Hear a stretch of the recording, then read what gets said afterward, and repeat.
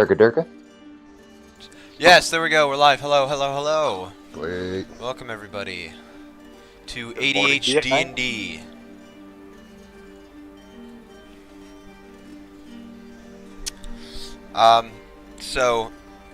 Whoops, hold on. Burp. So, Embers, start us off. Alright. So, I'm going to do one thing a little different at the beginning of this session, but I will do that after the recap. So, last time, our heroes had captured one very tied up, sewn together Droki. Droki has been leading you guys through the Whirlstone Tunnels. The Whirlstone Tunnels are an area in which you guys have never heard of because nobody listens to what Buffalo says, and I wasn't really role-playing as him very well. But also nobody has to. Let's see. You guys stomped your way through a fungi thicket. You found your way through some tunnels. And then we're led up to what appears to be a wall, like a dead end. Except it's not a dead end. There is a small crack down at the bottom of the wall that looks like probably about the size of a small dog, a cat, could easily crawl through, but not your guys' sizes. I'm going to go ahead and just retcon you guys back just a tad little bit, kind of erase a couple of your guys' moves that you did choose to do, which you will be doing again, I know. But for right now, all of you are your medium regular size, standing in the cavern, essentially looking down at this hole with Droki all bundled up together in his straitjacket, whole body straitjacket suit. Kind of looks like a Harry Potter binding spell that's been put on him, to be completely frank. Little bit else of a retcon. When you guys stomped through, Bard and Yari both did major sumo stomps and screamed into the room. When they screamed into the Bard room, and Yari is the pressure same of the force... person. Yari and Anvil. It's funny too because I was thinking it had Anvil's picture in my head, but it still said Bard. Anvil and Yari did a sumo stomp. When they screamed into the fungi thicket, they actually created a shockwave of sharp air that went through and disassembled most, a great majority of the fungi, which is the treasure upon which you guys gathered up.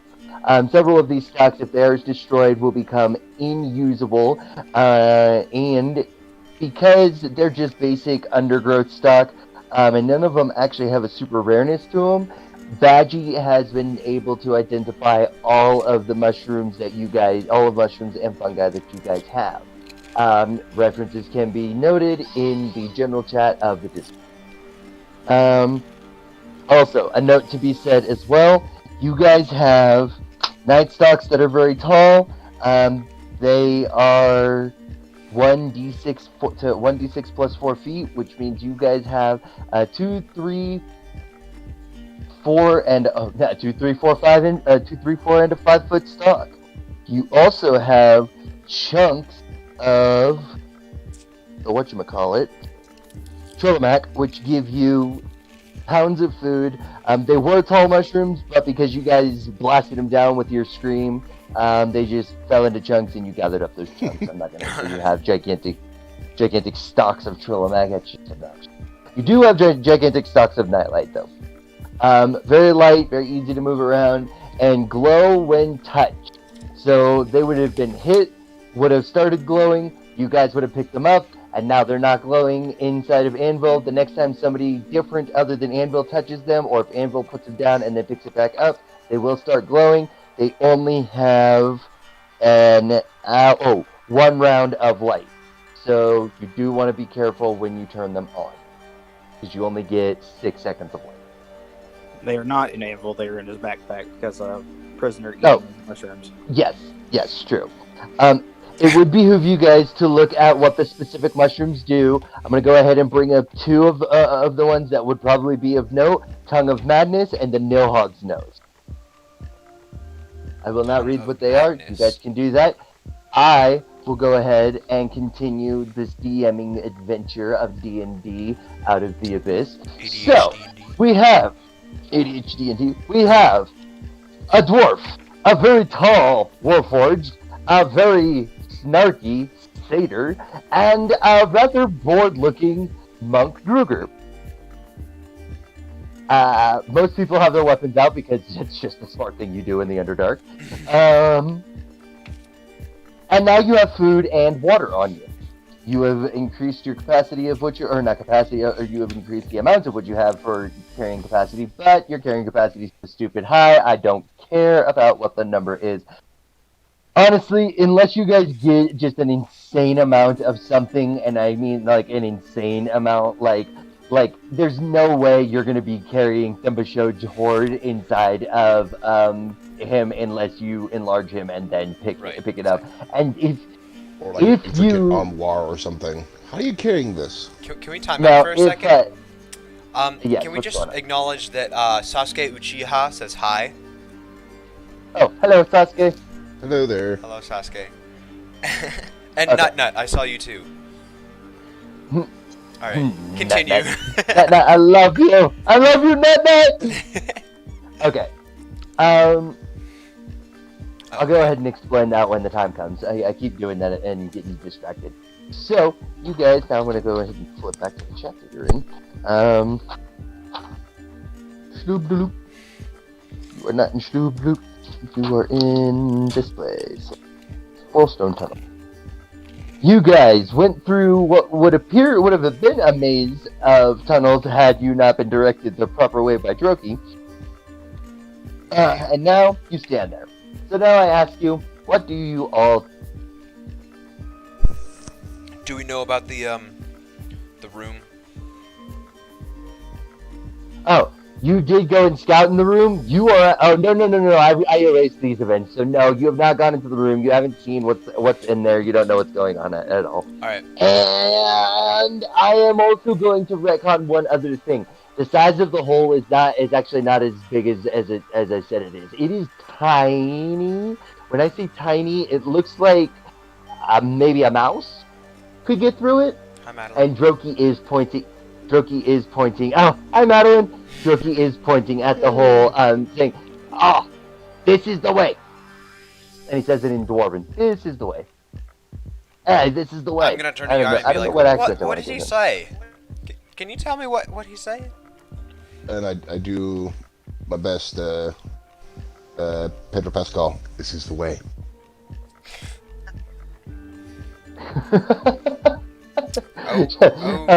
Okay. Does somebody still have Droki's hat, or did they give that back to him? No, he does not. Okay, so he's got these big droopy ears that actually somewhat resemble Baby Yoda ears, but he's like a gray, ugly version of Baby Yoda right now. So I'm gonna have Anvil look at Groki dead in the eyes and go, "Do you know the way? Is this the way?" Do you know the way? I was gonna say you just hear an echo in the cave. Do you know the way? You can hear tongue clicking in the background. This is old footage. All right. I'm gonna be like, oh, okay. Well, if that's the way, I'm going to and I pull out pygmy wort, and I guess this would be in order, and I just pop it in my mouth. Good old. Okay. I take it you're not going to take your dice check for it. So you shrink down. Oh. You ate one pygmy wort. You are now small. You are a foot taller than Droki right now, and you're 3 feet taller than the hole. 3 feet taller. Oh, okay. You're like, all right. Well, this didn't work. So You're the same size as Droki, and you're about a foot or so above the hole. okay, sorry. And yes, I do realize that I'm not having him like the reduction should be, but it's working out in it. I'm like, well, gee, I guess I need another one. I'm gonna eat another Man, one. You enjoy eating mushrooms. You I shall do. accept this. I actually do enjoy eating mushrooms. You are now I'm the quite class happily crunchy. minuscule. You are now the class minuscule. You can fit through the hole. The hole actually looks like a small cave to you now, and everybody around you looks like sequoia tree. Their bodies reach up to a point where you almost actually can't see the tops of head. You cannot see the top of Anvil's head. I'm gonna try my best. I'm like, "Oh, Anvil, where are you?" But you guys just hear. I wish I had that. There's a DM's program that is out there where you can change the voice of the people. Everybody has to have a computer and have the program, but you can change the voices of people, and I could make you sound so squirrely right now. Okay. Like- However, none of you can hear what he's saying. So, Okay. Oh well. Um, Then I jaunt my way through. Badgie goes and pops 3 mushrooms into his mouth and shrinks down to the minuscule size and follows the satyr.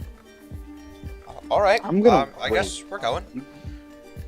You guys can go ahead. I have a small idea. Haha. Hilarious. I just need to know how far they walk through their tiny cave.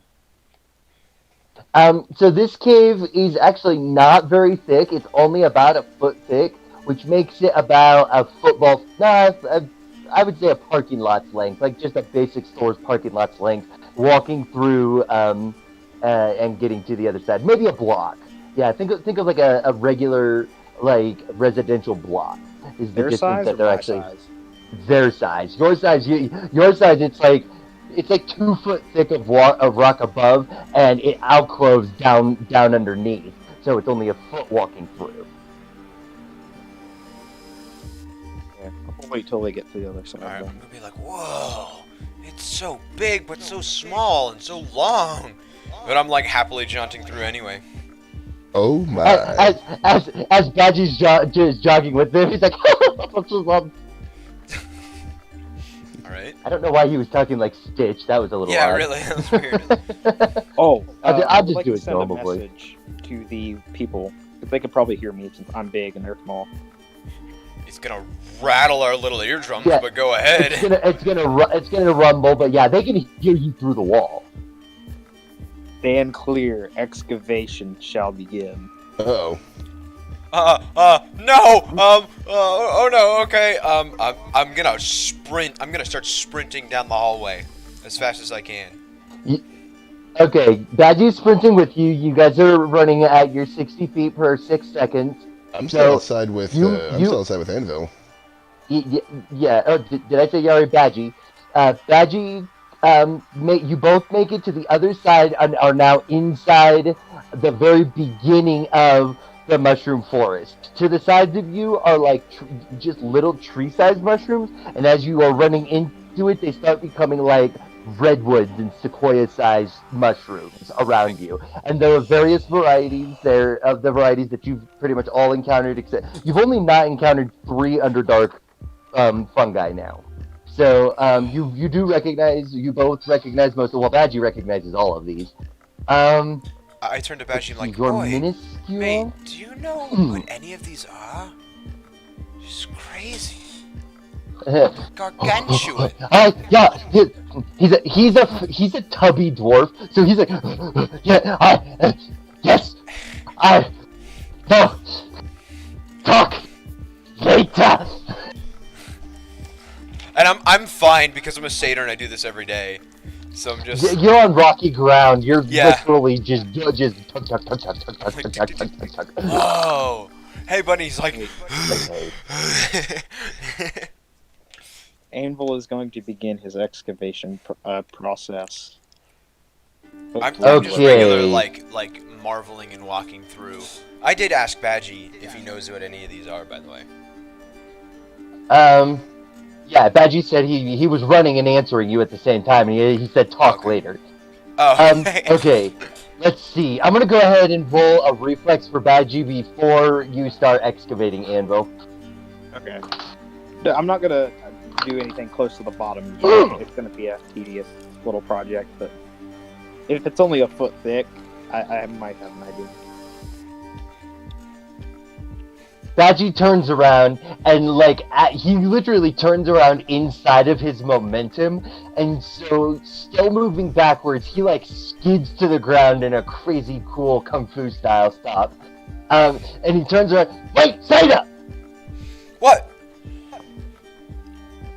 What is it? He's looking at the alcove, and he can see several crevices that go up the wall and into the rest of the cavern.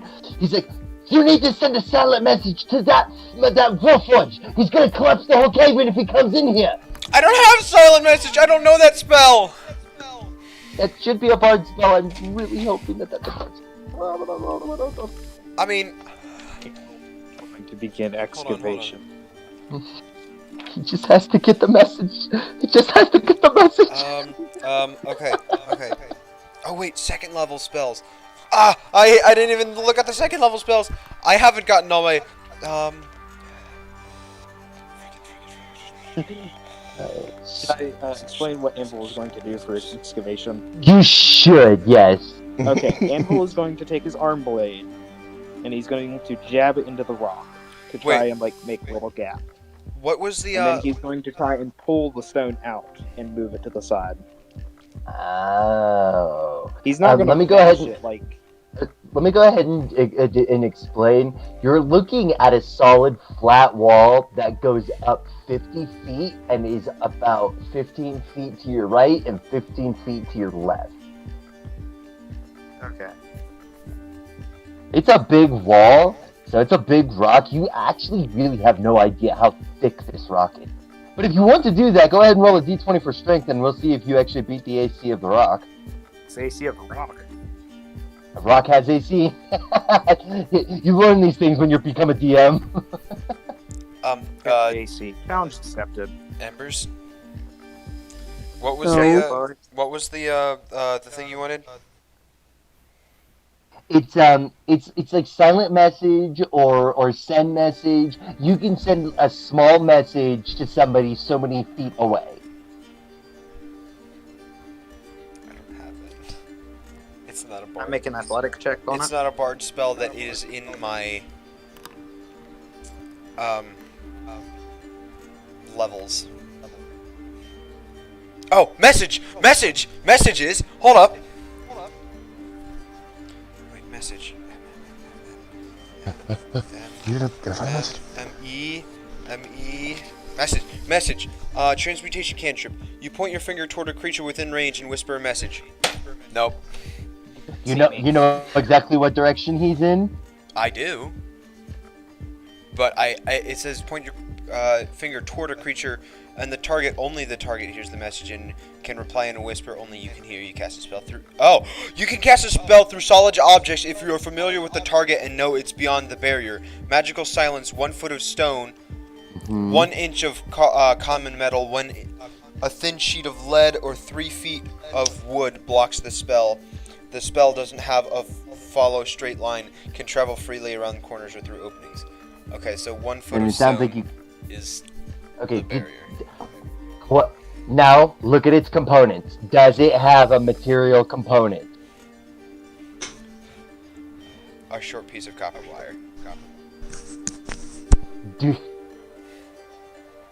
Probably not. Benjamin.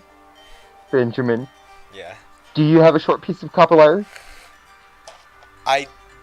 No. Is it on your list? Would Badgie have copper wire? Would Badgie have copper wire? He's a drow, so...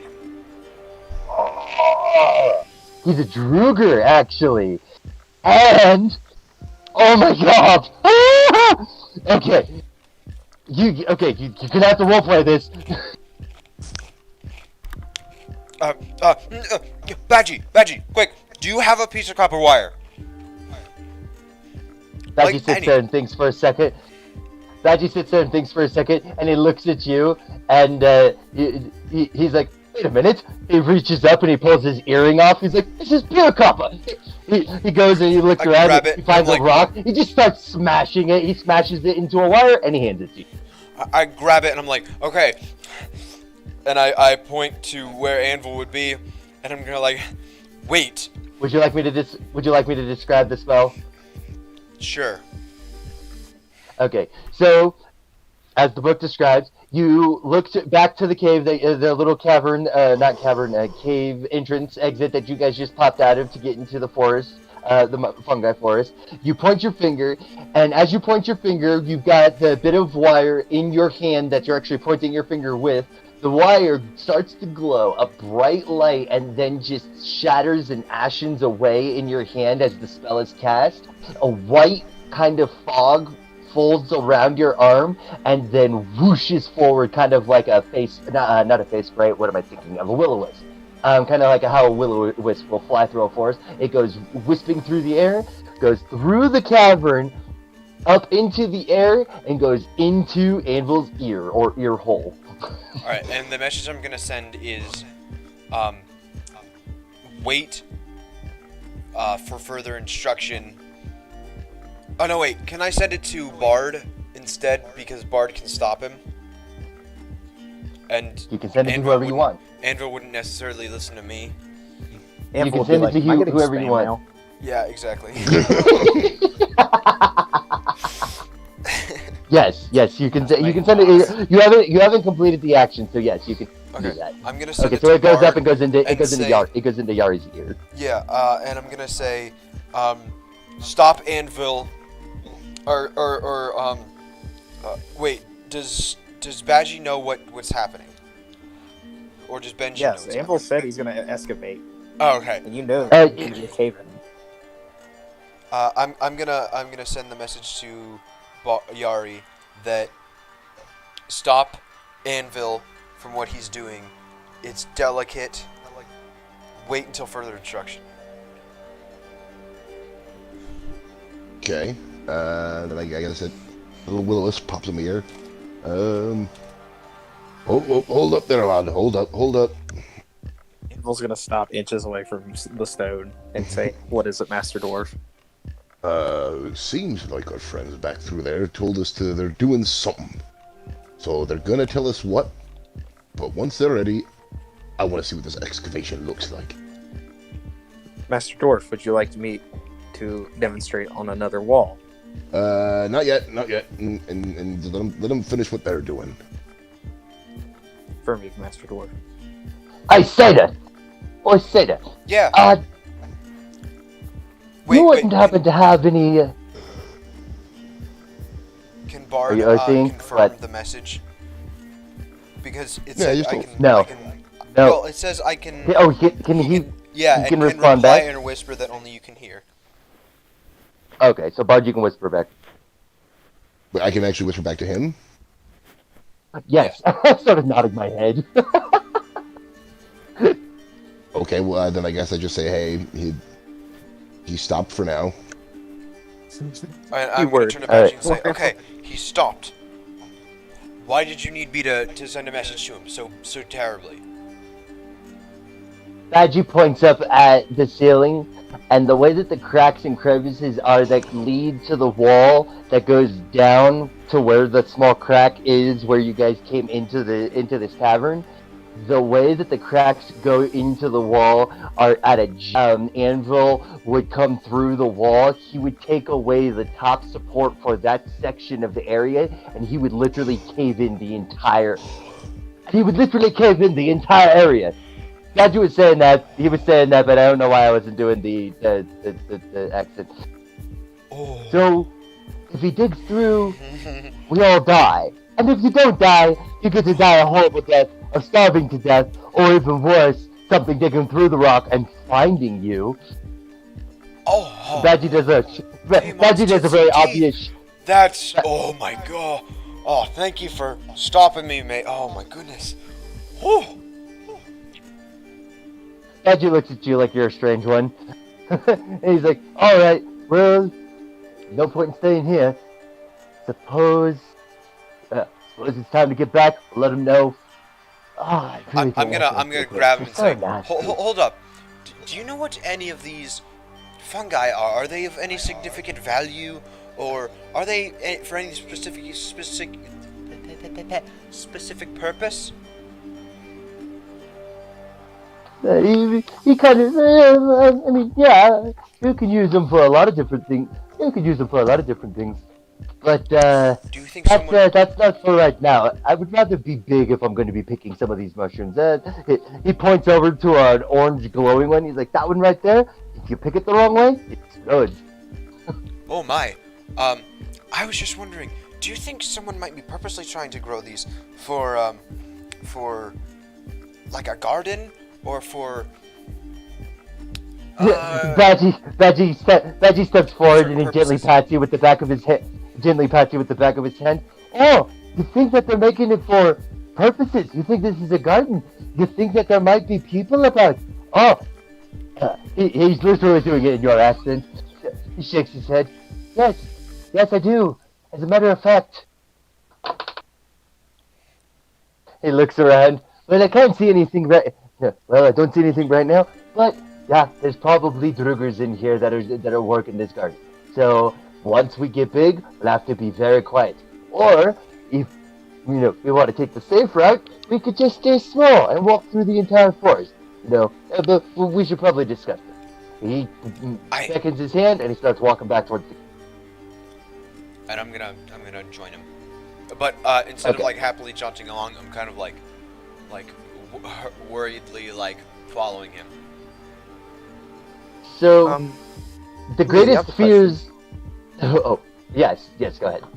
Okay, pertaining to John's, I keep butchering your name. I'm so sorry. Yari. Yeah, not Yari. Benjamin. What do you throw out of your sling? Rocks? How big are those rocks? Nasty insults. Because I have an Spider idea. dude, I cannot hear you if you were speaking at all. I'm not. No. Okay. I wasn't How sure. big are we, like, as tiny form? Are we the size of rocks? You're about the size of a mouse, of a fully grown mouse. So you could throw a mouse out of a sling, correct? Yeah. Better not throw me, man. I know. I'm not. You're not throwing. I'm not throwing you. The DM has suddenly realized. No, Anvil, no. I will bring ruin upon everything that you have built. I didn't realize I was inviting such an advanced D&D player to the game. I'm so happy. Actually, this is so awesome. Your world shall be wrought. I've not really had people that have made me say no that I'm not related to. It's actually interesting. I like it. Proceed. We shall follow with current circumstances until the event arises. Until then, I shall comply. So, I'm going to go ahead and do a minor retcon. You asked Badgie what the fungi, what any of the fungi do. That's where I'm going to retcon back to. Badgie's like, well, yeah, this is probably a garden. Yeah, you think that there might be Drugers around? Yeah. You think that there might be valuable? Yeah. Do you think that I might want to steal some? Absolutely. And Badgie starts walking into the fungi forest on his own. Wait, Badgie turns around? Yeah, Badgie's going back into the forest. He's actually not going back to the cave. I had to think about character, like what Badgie's character actually is. And while he is your guys' saving grace, he doesn't follow the rules. He's not, he's still an NPC, he's still a Druger, and he's still a rogue. So there are certain things that he is going to follow just by nature. And I keep forgetting that. So now that's happening, and we're going to go with that. So Badgie is now walking back into the fungi forest. I'm like, Benjamin, oh, wait, you have the choice of doing what you want. And so just a quick pause. Does anybody on the other side of the wall want to do anything? You want to start doing anything, or say anything, or just do anything in general at all? Not particularly, because I would, like he said, wait for further instruction. Okay. Gentle reminder, it is noon. You guys only ate at breakfast, and, and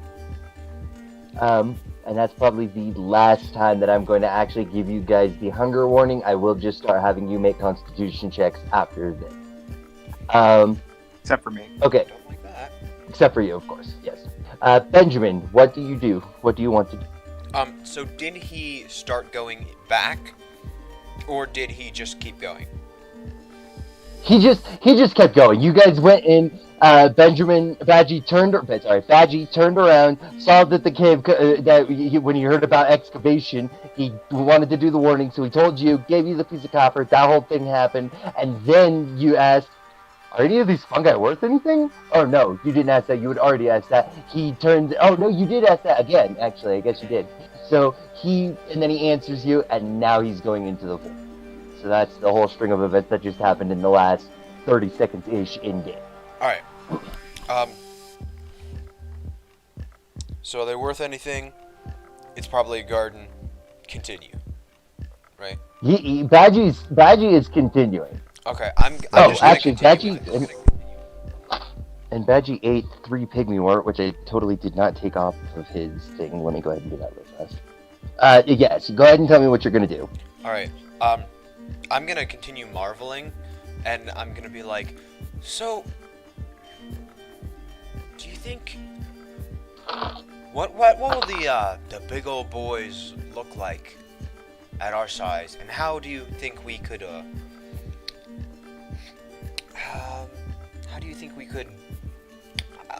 mess with them, or hurt them, at this size? Badgie kind of looks at you a little confused as he's walking. Are you meaning our friends, or are you meaning the Drugas that are in the garden? Nah, That might be in the mates the garden. had in the garden. And he goes, well,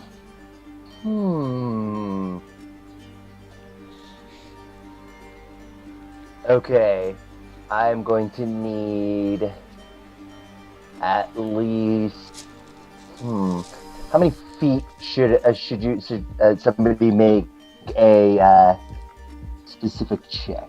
Let's. Master Dwarf.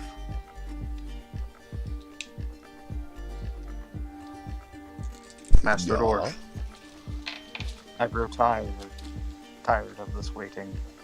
We must press forward. I grow tired of waiting. Oh, hold on. I'm sure if they told us to cool their heels, they probably have a good reason. Heals. You get- Temperature. you get- 2 degrees you- Celsius. I do want to point out something, and Bard, Anvil, I'm sorry, but you do realize that the rogue and the bard are on the other side of that wall, right? Yep. Oh, Yep. Now, anybody who's seen Road to El Dorado knows exactly where this is going. oh my goodness. I know exactly where, you know what? I don't know where Anvil this is is not going, going to- but I just know Anvil Rogue is and going Bard. to rebel. Anvil is going to eat some shrooms, and he's going to shrink. Probably a good call. Anvil is going to eat shrooms, shrink down to minuscule, and then he is going to fudge into the big room. Well, I guess I'm gonna follow him because just like, well, no point just sticking around here. Keep in mind, this is the first time he has ever disobeyed Yuri. Yari. What's going on?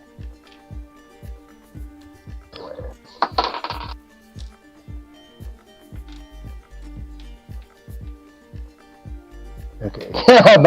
The names of the stuff in D&D is starting to get into my type my words on my phone.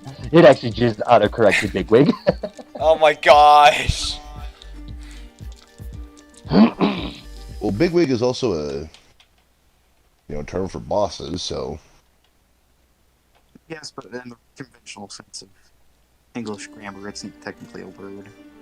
So people said yeet, even though it wasn't a real word until it was added to the dictionary. Yeet was added to the dictionary? Yes. Nice. That's awesome. Okay, so right now we're We're grumbling. a little bit. Yeah, I'm grumbling. So Baji continues to walk for a little while. And he's like, let's go ahead and see where one of these Drugers are. But at such a size, we're probably not all that conspicuous. And I don't know why I'm talking with an Irish accent, especially when he talks with a British accent. I'll get it down. Question. Yes. A person can survive their lower spinal column being severed, correct? Stop it! It depends on the place that it gets hit, because the lower spinal column has the nerve lines for your kidneys, for your liver, for your spleen. Now- So if you hit at a certain low point, you would take out mostly just intestinal control. But if you hit at too high of a point, you would hit major vital organ control, and it would. Now, Say what I about would strike satyrs? a tail down. Satyrs are just bipedal humans with goat legs, so it's all the same innards. Okay. I might do something later. I'm debating. Better not, bro. Okay. Don't worry. You don't have to worry about it. Okay. It's for somebody who sold themselves inside me. Bard, or Yari and Anvil, what are you guys doing now? You're following into the fungi forest? Yep, Yep. we're going through the thing. Okay. So you reach the other side. There's a large forest on the other side that reaches up 5 feet on either side, but because of how minuscule you guys are, it goes up like massive cliffs. Along these cliff hedges, I guess is the best way to put it, the fungi grow all the way up the slopes and all the way out in front of you for as far as you can see. Okay. What would you like? to Hold on, eat Benji. one big wig? Are you gonna eat just one? Okay. When I we want get to back to size up. when we get back to Badgie and Benji, I will go. You can go ahead and do that. I'm gonna give Bard and Yari, or not, Yari and Anvil. I keep doing that. Yeah. Yari and Anvil.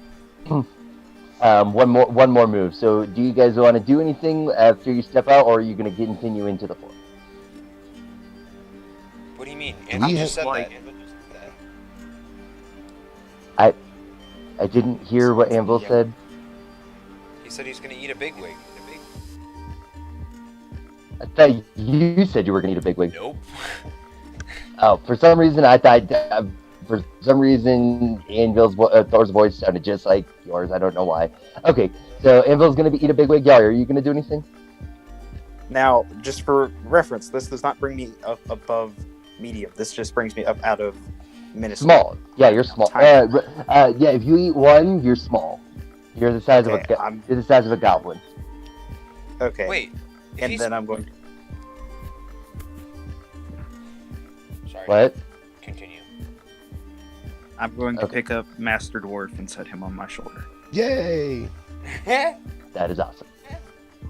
How many big Okay. wigs did you eat? This one. I ate one. But okay, Embers, please correct me if I'm wrong. Didn't someone said that he should eat 2 big wigs or 2 pygmywort to get small? Wouldn't he have to eat 2 big wigs to get 1 size bigger? Am I saying that right? No, everybody started at medium size. So when you eat 3 big wigs, you go down to minuscule, and then if you eat 1, you go back up to small. That's how that works. I think I know where your confusion's coming from, because back when he had to go through the other cave, when you guys were just following Droki's instructions, He did have to eat 2 bigwigs out of differently from the other guys. Now, and the reason for this is because he's a medium size, but he's still very big. So even if he's small, he's still very tall. So he's the size of a goblin, but he's actually about 2 heads taller than a goblin because he's still just a very tall character. So what you're saying is bigwigs are more potent than pygmywort. I mean, you do more damage if that's what you're wondering. But when it comes to utility, they both are just as useful. I'm just saying, because he took... I'm sorry if I'm getting confused. He took 3 pygmywort to get to minuscule, and he takes... which is 4 sizes down, but he only takes 1 bigwig to turn small, which is 2 sizes up? You're no, it's 1 size up. Yeah, but he's you're minuscule. getting confused. So if he's small... one big... Okay. Here's where you're getting confused. Isn't the next size up tiny? 3... No, hold up. 3... or... Tiny... Oh, I did forget tiny. You are right. I am skipping tiny. Okay. That's what I'm doing. Okay. Yeah, you're not the size of a dwarf. Did I say dwarf? A goblin. You would be the size of a fairy. Okay. Like, But I would still be big enough to set Yuri on my shoulder. Oh, yes, easily. Yeah, because he's minuscule. Okay, then I will pick up Master Dwarf and I will try and find the others. Okay. They're not too awful far ahead of you. It's only been probably about 45 seconds. And Yeah, he can 6 get and 5. further faster than us, because we're minuscule and he's tiny. Yeah, at his size. Actually, yeah, you're right. You're very right.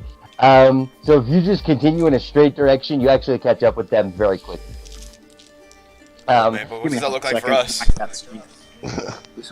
It's probably something like grounded. A little bit, yeah.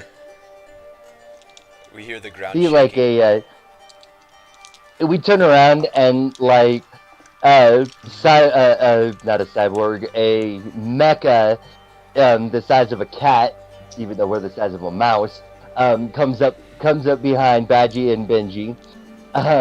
They can kind of hear the thump, thump, thump, thump, because you're still not big. You're not making thud noises or anything. Turning around, it's not. It's a very low. It's a take 10 perception. So, turning around, Badgie looks and he goes, "Oh, hi! Nice of you to join us." And since I have a passive wisdom of 9, I turn him like, who are you talking to? Oh my gosh! I just get scared by this giant android that's right next to us. Of course, he's not giant, but you know what I mean. Right. We get it. We get it. Yeah. On our timeline, we call them androids. Well, good job. You're wrong. Okay. So. So I'm with Benji and Bubba. Not yet. No, Buppido is not with you guys. Buppido is still hanging out at the tavern. Actually, Buppido went He home, means Badgie. Oh, to be completely honest. I mean Badgie. Yeah.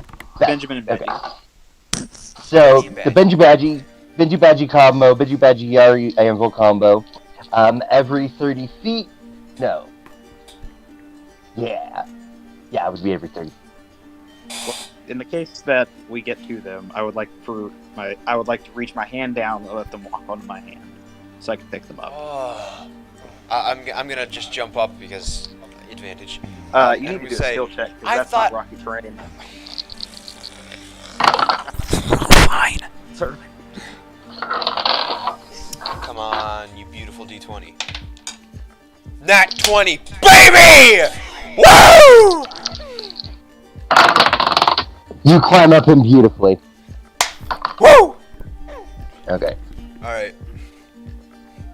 You guys walk for a significant distance across the fungi forest. I was gonna tell him something while I jumped up on his hand. I was gonna say, Go ahead. I thought I told you guys to stay behind. Why'd you come near us? Why'd you come follow us? Insufficient reason for staying put. What he said. Badgie. Well, that's not very Badgie shrugs. nice. That makes sense. It makes sense, Well, but it's like- not very nice. So, Well, like, you're gonna have all the fun. Anvil turns guess. and looks at the satyr and goes, I was not programmed to be nice. That is very true. That is very true, probably my friend. about I'm halfway. nice. Alright, and I'm gonna say that the reason why we told you to stop excavation is, you see that? And I pointed the big old crack down the wall. You see that? Okay. That is holding up the roof, or at least this section of the roof. So, if you would have hit that in any way, it could have caved in this whole thing. And we could have died, or worse, we could have starved. Anvil pauses for a moment and debates the amount of time it would require and the amount of food that it would not require for him to excavate himself out of this chasm. Then he proceeds. Maybe they want to make an Iron Giant reference, and that would be the time. It's be the scaling roughly for Anvil to you guys right now. Correct? Oh. Hmm? I actually didn't catch what you just said. What'd you say? I said if anybody wants to make an Iron Giant reference, now's the time. Oh, yeah, no, Miko, you stay. Okay, so, Good job. you guys walk, right, you guys walk about halfway into the cavern. Well, for your size and everything, I would say it takes you roughly about an hour to walk into the middle of the room. With that hour, you guys see nothing. It is just very silent. There's a very loud buzz of the fungi around you because the fungi just buzz when there's a bunch of them collected together. Wait, hold it. Since we've been sitting on him for the hour, can we be munching on the edible mushrooms? Yes. Cool. Well, just like as we're chilling, and just I don't know if it'd be considered a short rest, but just something so we could eat. Yeah, I agree. And keep in mind, nobody go inside Anvil while you guys are small. Because there's a prisoner in there who's bigger than you, who may be able to slap you around a little Is he bit. bigger than us, though? Yeah, Yeah, he is. Wouldn't Oh, he be yeah. minuscule? No, he's just he is just tiny right now. Actually, no, he's not tiny. He's small now. He ate one pygmy ward that lasted an hour. So But wouldn't he he will shrink with not Anvil? be. Yes, he would shrink inside of Anvil. So he's his normal size. He's not anything affected by any other effects right now. Jorky has no status ailment. He would basically be on par with. He'd be a little bit bigger than you. Okay. Gotcha. Oh, I see.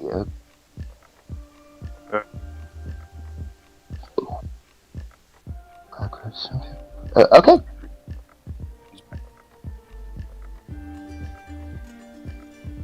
Got it. Okay. So now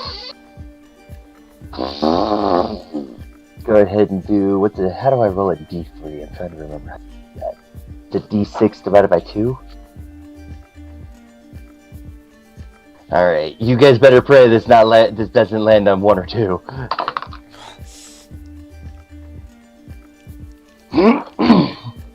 So, you guys are munching on your food as you're walking through the fungi forest, and you've been walking for about an hour. Not much really happening. You can hear the soft crunch as you guys are eating ripple bark and drinking the water from the Nom, nom, nom. stock. I need a perception check from everybody. Come on, baby. Be good to me. Ah, come on, you beautiful dice. Ooh! Let's see.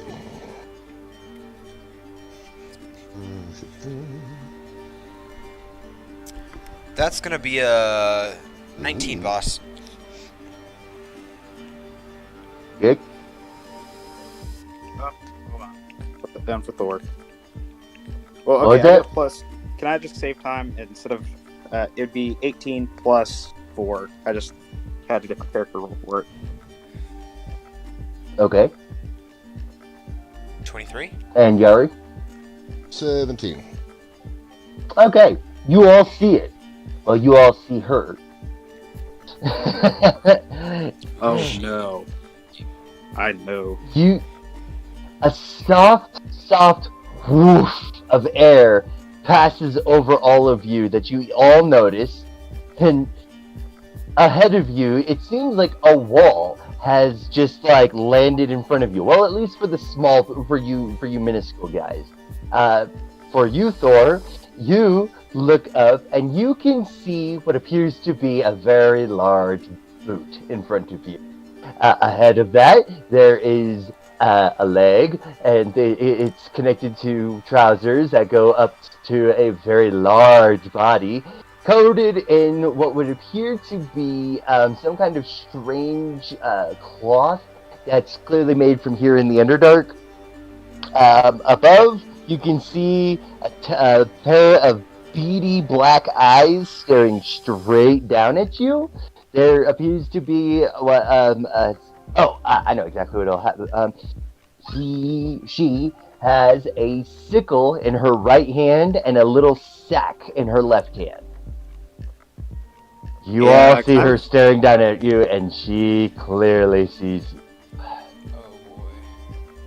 I would like to say something to the group. Say it. Get in my mouth. What? Can't you breathe fire? No, not yet. Oh, I thought you could breathe fire. I keep imagining you like the destroyers from Thor. I'm just imagining this conversation between Benji and Anvil. Can you breathe fire? No, not yet. Not yet. Oh!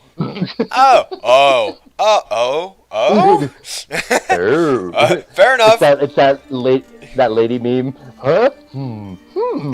But Anvil is going to ask you to kindly get in his mouth. He literally has to do this. Well, he said would you kindly. Alright. I'm trying to think. Oh, actually, Anvil can't fit everybody into his mouth. He is still only tiny. You guys I'm gonna get in your bag. Just like jump behind into your bag. Can I do Yeah, that? actually, you know what? Everybody in backpack. Badgie does not obey you.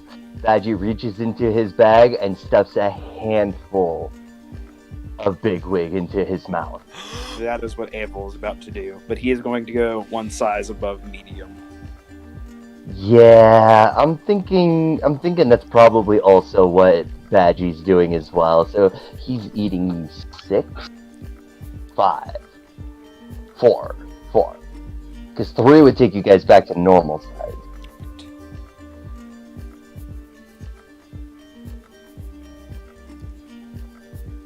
Oh, I think I still did. No, I didn't. Okay, Yeah, 4. So I'm So, small. yeah. Hang on. It's... Yeah, quit. And I'm doing the same thing. I'm doing the same math that you're doing right now. So. Because I'm one size above the rest of the group, so that would be... Tiny. Tiny. I'm tiny. So... Good. Tiny, so... Small, medium, large. That's 3 mushrooms. I'm gonna pop 3 mushrooms after they get in the backpack. Okay, Badgie's gonna eat his 4 bigwigs as well. He's gonna pop up to just large size. Is he minuscule? Oh wait, I should probably put some better music on for this. I'm not gonna get some Pacific Rim, buddy. It's about I'm about to break the brain. This is about to get really interesting.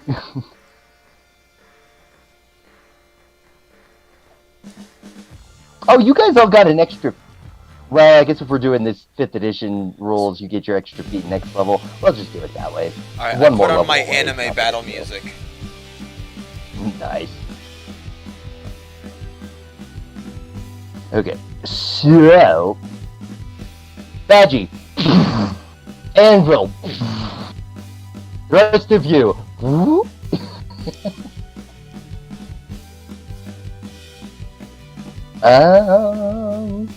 You Okay. can just see Oh! I messed band up. on Anvil's back is waving. Okay, I can fix it. Because I noticed something. If I put you in my mouth,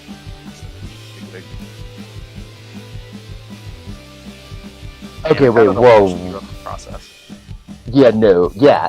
And what you should do is you should get big while they're still small, and then you can put Yari and Badgie, Benji. Somebody messaged me. That was weird. You could put them in. If they get bigger with you, that's an issue. So. Well, then I'll let them decide. They can either get in the backpack or they're getting in the mouth. But either way, they're getting In the same backpack. spot. Yeah, but I like the idea of not being accidentally chewed. Yeah. Yeah, you're not going to get chewed. Anvil will not willingly go, oh, I'm going to chew right now. He's a robot. Why would he chew? He has no purpose to chew at the point in But time. saliva, brother. He Is doesn't that have he's saliva. a He's a robot. warforged? He doesn't even need to eat. I know. He just does so because he wants to. He's got a big blender in there that you just turn on. Essentially, his stomach is a bag of holding that you can never retrieve anything from. It is the whole thing. I'm very confused. But okay, as we were saying, so Anvil gets Okay. big, and Badgie gets big. And then everybody rolls. Well, the people that are in the bag don't need to roll for initiative, but everybody else needs to roll for initiative. Wait, if I want to use spells, should I roll for initiative? I mean, they're gonna be really small spells. Yeah, but I say they're gonna be scaled down, so it's gonna be. Reduce does affect your spells. If I remember right, it affects the dice check by half, and once you've reduced twice from your normal size, your spells have no effect, and you've been reduced 3 times. Okay, gotcha. Your enlarged spell would work. I don't have an enlarged spell. I mean, we have big wigs, but that's about it. Oh, so that's why you're still single. I couldn't help myself. I'm Had to so bring it up, sorry. bro. I'm so sorry. Anvil Hey, I don't looks have at the enlarged. Satyr. I don't have the enlarged spell either. So that's why I'm still single. Anvil Anyways, looks at okay. Satyr and says, "Do you require burning sedative?"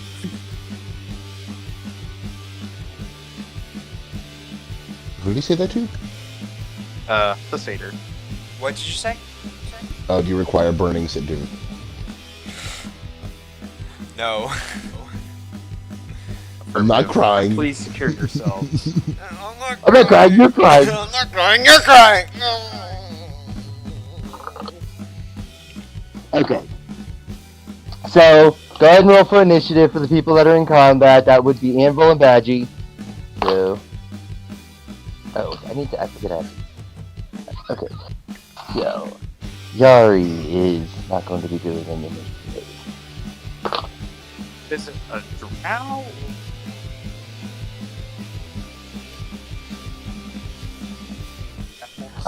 Initiative, by the way. You rolled a 6. Yep. What do you know? I've got an AC of 19 right now. Oh, you do? Legit? Okay, never mind. It's not even max AC. That's with shield, and that's without any. The only thing I have buff right now is 1 AC. I can pop off if I want to and become just Iron Man, basically.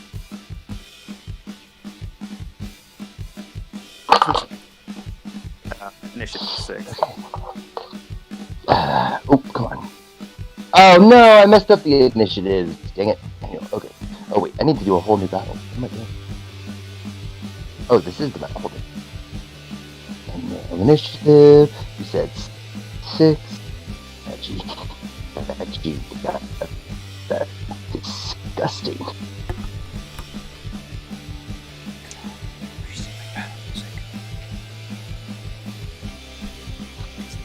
Sorry.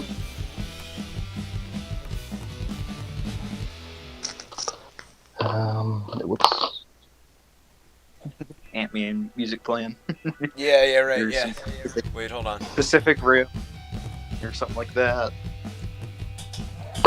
Because Badgie's, how tall is Badgie? Badgie's on a standard size. He's He's like he's like 5'6", 5'7". okay. I So thought he'll he be went like to- I 10 thought- feet tall. Anvil's still gonna be 16 feet tall.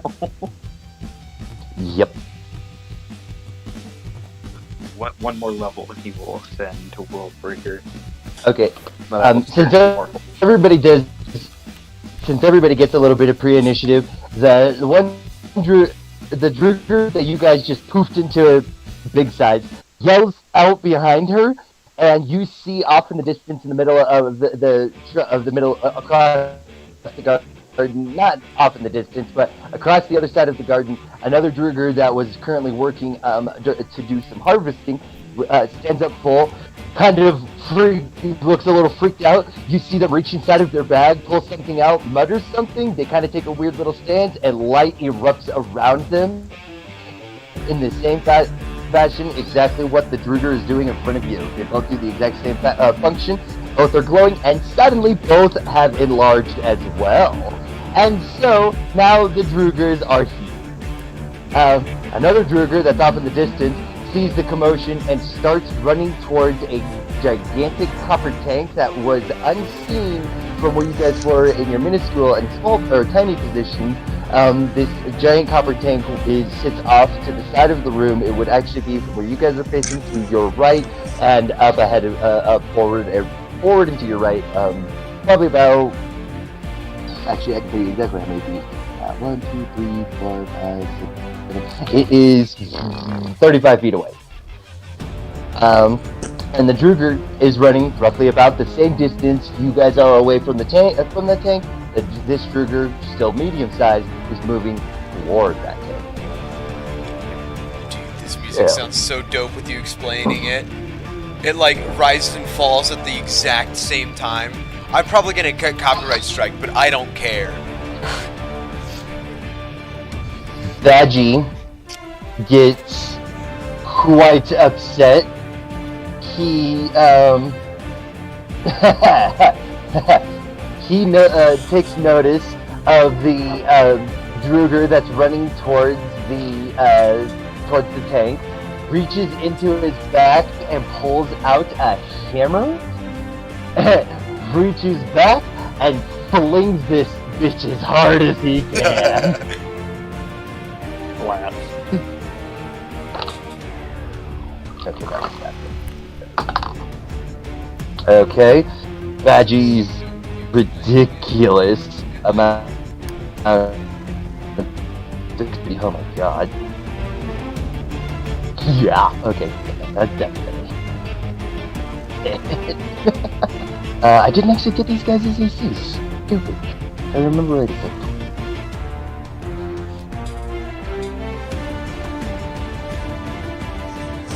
Okay. Badgie throws the hammer.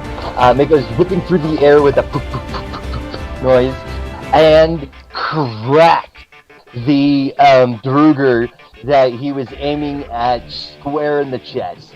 The Druger stops and is stunned for just a second, not enough to be prone, but it does stop the Druger from running and prevents him from moving any further. The first Druger, the Druger that got stunned is looking at Yari, looks down at the hammer, picks up the hammer, hucks it back at Yari. You mean I thought it was Badgie, not a- Yari? Or Badgie. I was saying yeah, like Badgie. Not Yari, not Yari. Okay, I have to do a quick open up on something real quick.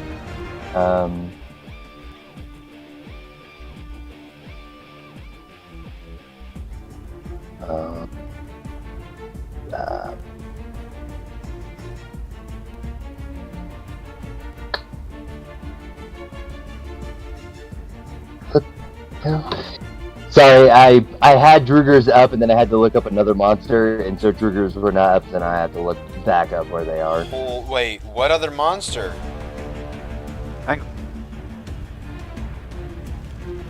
can't tell you what other monsters I was looking up in the monster manual. That would just be cheating.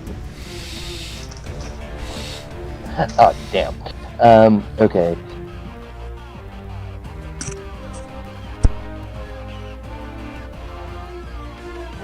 Okay, so yeah. He hucks the hammer back at Yari. He does Badgie! not. Badgie! Badgie. Yep. You keep throwing my Um, name in your... I'm sorry! Shield Master Dwarf. He throws the hammer at Badgie, but just misses completely horrifically. Hammer lands just a little bit distance away from Badgie, but not close enough for him to be able to pick it up. The Druger that is in front of, or was in front of you,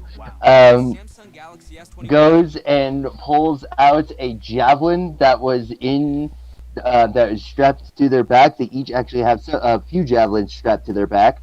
The javelin is, of course, enlarged. He goes and takes a thrust at you, Anvil. Bring it. Excuse me. Ooh. What's the 23? That hits. So, he stabs at you, and of course, the pick kind of like gets stuck inside of your like joints a little bit and causes a little bit of damage, and then he pulls it back out, and you can see like little bits of metal like flake away as you take a little bit of damage. A little bit of damage will be... How much damage do I take? Oh, dear lord. And by little, he I means exorbitant. Exorbitant. Also, for the scaling of hit points to enlarge, how does that work? Or is it the same? For the scaling, it actually gives me a scaled weapon attack for an enlarged javelin hit. So it does... I'm meaning your health. Like, how much do you have, or is it the same? Oh, I believe the health doesn't the health stay the same? Your health doesn't change, doesn't get bigger when you get enlarged. So no, that, if I remember right, so no. The health is the same. Yeah, the health is the same. So.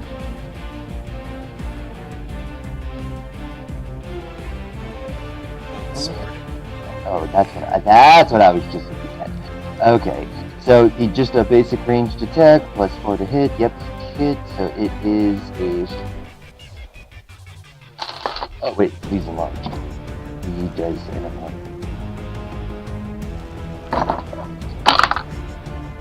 enlarged. 7 damage to you. All right, won't be as slow. It won't be as slow next time. The other Druger that got enlarged is now making the distance between the two of you guys. Enlarged, he's able to make the distance very easily and pull out what appears to be a very large spear. Very large what? Then, very large spear. Oh, okay. Go ahead and say he was able to make it to you quickly enough while pulling out his weapon and jab at you, Anvil. So he's going to jab at you with the spear. The spear.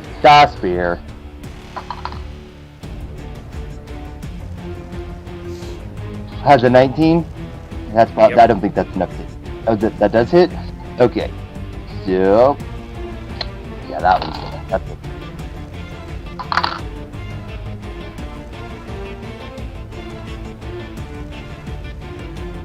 10 damage to you. Wait, I thought your AC was 19. Yeah, my AC is 19. I thought... Well, doesn't Defender win Yeah, when I thought that was the it Defender. hides?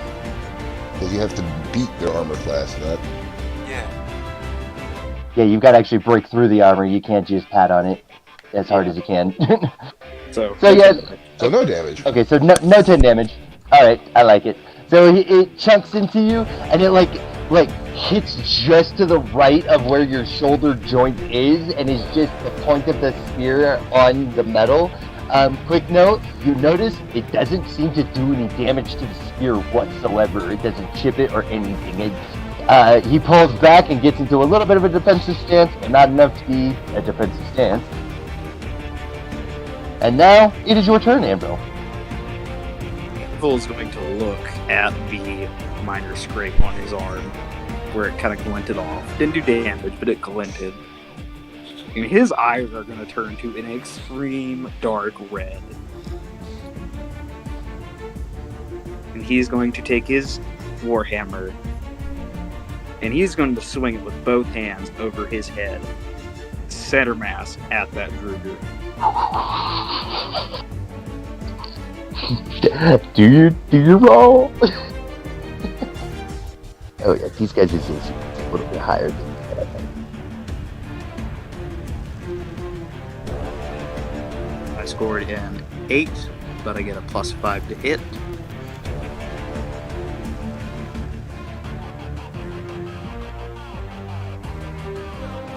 Oh, I get a plus So you- 40. So you got a 12? Yep. Okay. You swing, and the enlarged Druger kind of looks up, looks fearful for a second, and then he's like, ugh, and he just scoots back like at a very exorbitant speed, and your hammer just hits nothing but air, but you do barely miss him. It is a very close. All right. I would like to use a bonus action. You can use a bonus action. You're more than welcome. I have if you cast have a one. Shield of Faith. Okay. Do you And- know? Do you remember exact kind of what that does? Can you give us a quick briefing on what it does? +2 AC. Okay, yeah. So I'm sitting pretty at 21 AC. You're a boss. Welcome, new viewer. You just arrived at the... Oh, okay, he's gone. Never mind. But we do have 2 people It watching. happens. Thank you for watching this train wreck of an awesome, awesome stream right now. Dude, this is... I'm just having fun listening to this chaos unfold. I wonder if Moose ever tried to figure it out or not. I doubt it. Okay, so you have cast Shield of Faith. There's going to be a slight moment of silence as I have to do a quick look up for something. Anvil is no, equipped that- with a no, small No. wheel of holy text. He's got like one of them like selector wheels, you know, in like GTA or like Sea of Thieves. Okay. No. I'm talking like accounting wheels, like you'd see at a bank. What do you mean? Like, you know how they have like they type something out and it's on that little tiny slip of paper. It's like receipt paper, basically. Oh, It's yeah, all yeah, small and little. He's got one of those. Really? Well, it's What does it tell him? it's the holy text. It's used for the actual spell. Oh, okay, gotcha. The text. Okay, quick question. Is the Artificer stat block in the Book of Eberron? It's not in the player's handbook, I'll tell you that much. It's in No, Hebron. it's not. It's Eberron? Yep. Okay, so I want...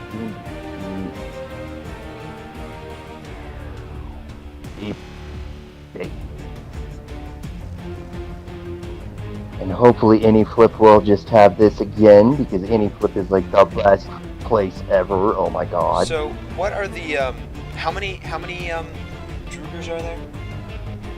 There's 2 currently that are fighting us. One's incapacitated and small, I think, right? Yeah, he's not incapacitated, but he is medium sized, yeah. Okay. Okay. One medium and one huge. And you right? guys are large, right? We're Yes, we're large. Over here, Yeah, we're large. yeah. Yeah, we're large. We're large. Or- Huge is Large. huge is Yeah, sorry. One of the Much Druiders is taller. huge. You don't want me to be huge right now. Huge is bad for everybody's health. You One guys- of the Drugers, no, two of the Drugers are large, one of the Drugers is medium sized. Oh, okay. 2 of the Drugers are large, one of them is medium size. Gotcha.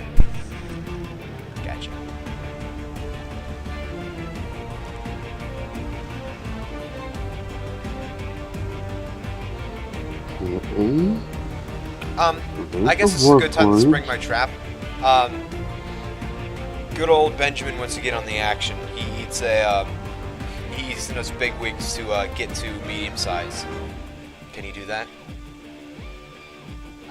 You can do that at the end of the round. There is a secret action happening in the round that you guys don't know about, so that's why it's taking just a second. Alright. Make sure you leave the bag first. Yeah, you guys might want to. No, I'm gonna. Get So what I'm gonna do? I'm gonna like jump out of the bag, jump off of his arm, eat it, and then grow, and then pull out my great sword or my long sword and try and stab at the guy.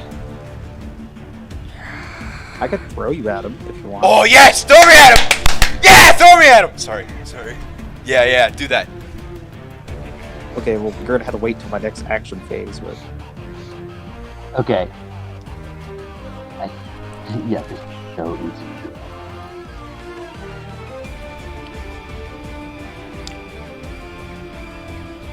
Oh my god. Okay.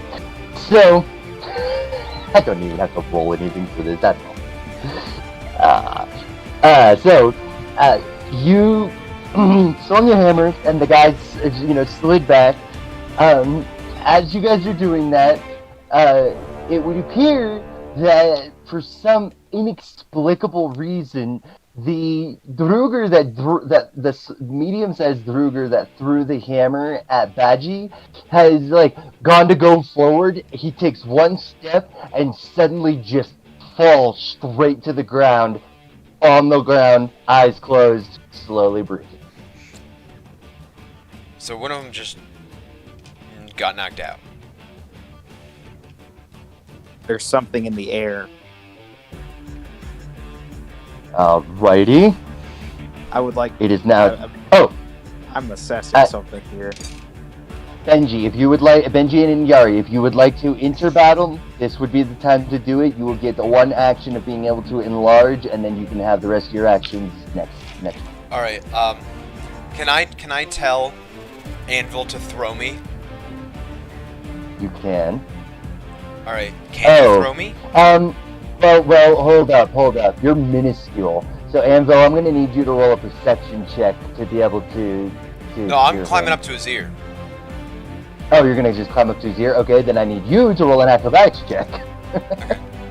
Right. Please don't fall off. That's a long way down. Ooh, okay, this is decent. You said acrobatics? Yes. 18. And, okay, so yeah, you climbed up to his ear and you're able to whisper whatever. Alright, I'm like, alright, buddy, do me proud, throw me! Okay. So, for Anvil to pick you up, it'll be the same thing as, like, the free action you get when you things you can do on your turn. Move up to your speed, take one action, communicate with speech, and interact with one object or feature of the environment as you move or take your action. So, as Anvil goes to take his next action, he can pick you up. So, he has the information, he just has to take it on his next action. Can I ready a big wig to eat? To become medium size? You can do that. Normal You size? can do that next round. You can do that next round. Yeah, that's totally fine. Okay. I know exactly how I'm going to do this. You guys just gotta make sure you can hang on tightly. Oh yeah. Okay, so You're not going manual to get thrown in the initiatives. conventional sense. I have a dex of 13, I'm fine.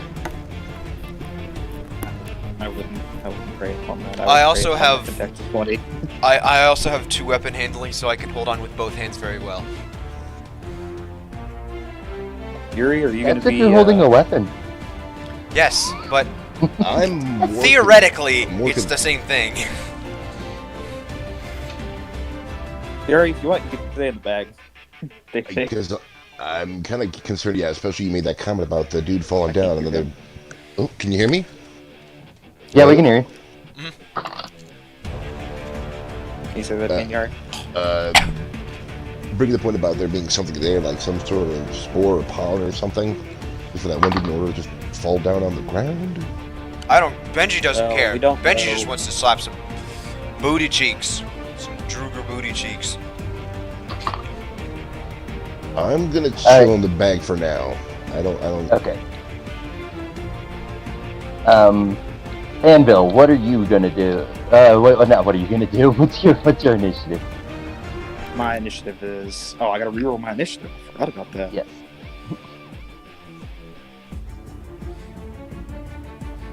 Otherwise, 3 Drugers are gonna have advantage on you this entire battle. It's initiative of 12. Okay. Yari's gonna hold action. Benji's going to be climbing. So Benji, I guess I'm gonna need a initiative from you. Yep. Alright, come on, baby. Come on, you beautiful dice. Alright, you're not rolling anymore. That's a 9, Chief. I mean, you did get that 20 at the beginning of the day, so. Yeah. I guess I deserve it. I've been rolling good so far. Yeah, it's a 9. I'm gonna go ahead and match. And then What were you rolling for?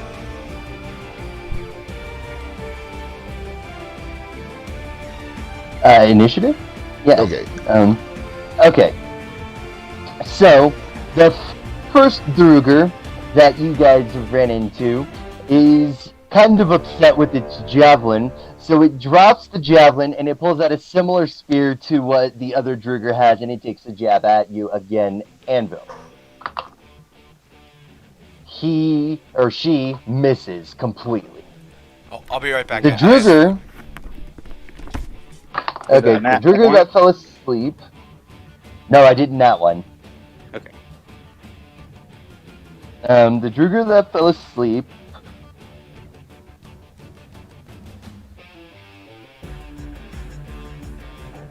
Ooh, okay.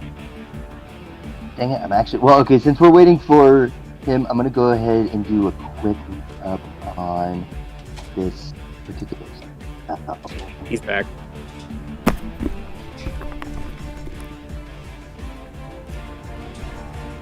Alright, what happened? I'm back. Blood kill place. Okay, What? the Druger that is asleep might not be asleep for much longer. I gotta Meaning he's gonna die, or meaning he's gonna wake up? No, he would just wake up. Okay. Go to sleep traps. Okay, I see why this is pain in the butt.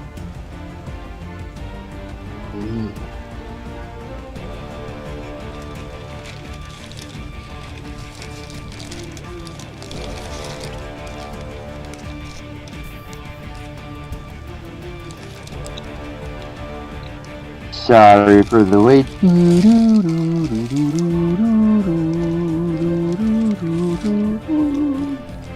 Oh no, the Pacific Rim theme song is playing right now. Nice. Gotta hurry. Make them do this thing forever. Okay. So This I have- doesn't even have all the stupid spells. Oh, I see that. It is a...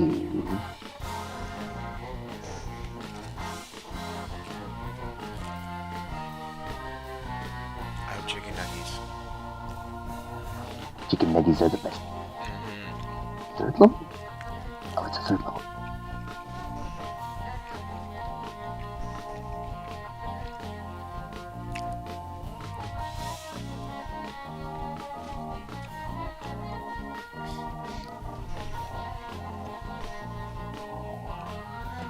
Oh, wait a minute, I see.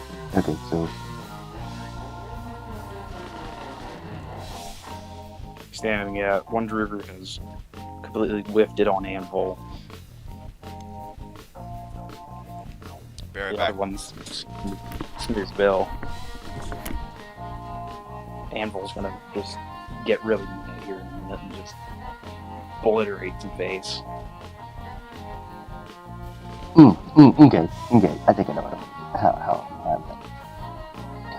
Wait, what was the armor on the Druger? They actually are not wearing armor. They aren't?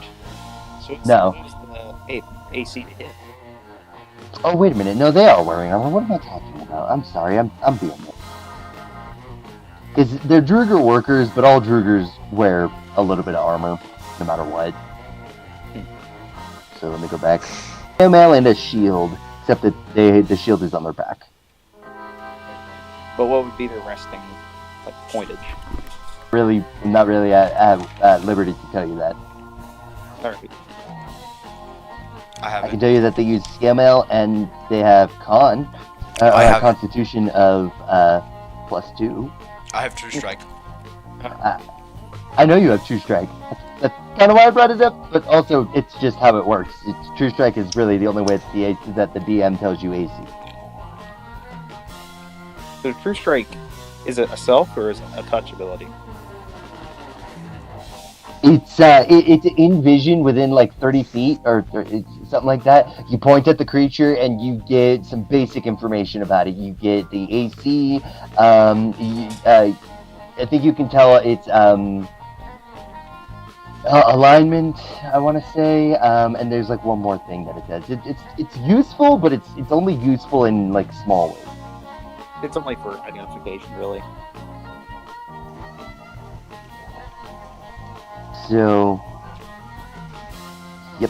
Oh, I see the war pick. Okay, I'm describing this wrong, but that's okay. Oh yeah, that. So fortunately, yes. So the Druger that was asleep on the ground wakes up. He gets up and kind of pushes himself up. He looks around. He's like, he says something. Oh, he says something in Dwarvish that only the dwarves can understand. And like, that don't won't do. He goes and stands himself back up, and as he's standing himself back up, he just shimmers into nothing. Okay. That's mildly concerning for anything And yes. organic. You all notice he just disappeared. Uh, Let's see, that's I true. don't Three. do Anvil, Thorny. it's your turn. oh, you're gonna get a ride of a lifetime here in a minute, bud. Don't worry. Throw me! Throw me! You're not gonna get thrown. You're gonna ride the hammer. Oh, yeah, baby! Woohoo! Alright, I'm gonna take out my, I'm gonna take out my longsword. Well, I have my longsword. Well, I can't say that now. We gotta wait for the initiative. Sorry. Yeah, so Anvil, it is your turn, but since you and Benji will be doing something together, I'm gonna go ahead and be doing another secret action is happening. They did not roll enough. So, Benji, it is your turn. Okay. What are you doing? Is Anvil not gonna throw me? Anvil's action is gonna happen more or less at the same time as your action. Alright. So you guys will I'm gonna do take this out my at the same time. great sword. I'm gonna hold on to him with both arms, but I'm gonna have my great sword in hand, or not my great sword, long sword, not my great sword, two different swords. I'm gonna be ready. Okay. So Anvil, what are you doing? I suspect I know what you're doing, but I need you to put it into words. Anvil's gonna put his warhammer head up to his shoulder so Benji can get on. I'm gonna get on. He's not gonna get on the face of it where he's swinging. He's gonna like ride the top basically. Yeah, I know what Okay. you mean. And he is going to bring it down on that Gruger. And Benji can jump off at his own discretion. Yes! It's going to be up to his dex roll to see where he goes. Okay. So I need a strength roll from you, and I need a dex roll from you, Mr. Benji. Alright. I need a strength roll. Strength or athletics? Ooh, okay. Is it a dex saving throw? No, this would just be a dexterity move. 15. Because you're prepared for it, so... Okay. Let's see... Would you guys say that's moderately difficult move, or a hard move? A hard, difficult Well, it move? depends. Is he going... I mean, if he's going... I'm like, he's I have going. my, so like, hold on. Here's the edge of the Okay. hammer, right? I have my longsword, like, like this, right? So it's like latched on. I'm holding on with one hand like that, and holding on with the other hand like this. I Okay, mean, I think I get what you're saying. yeah. Alright, do I still need to roll a strength check, or... Yeah, because you're still smashing the hammer down onto Druger. Okay, so then I guess actually hold up to determine the dice check difficulty. When are you jumping off of the hammer, Benjamin? Oh, he's gonna smack that Are thing, you- and I'm getting off.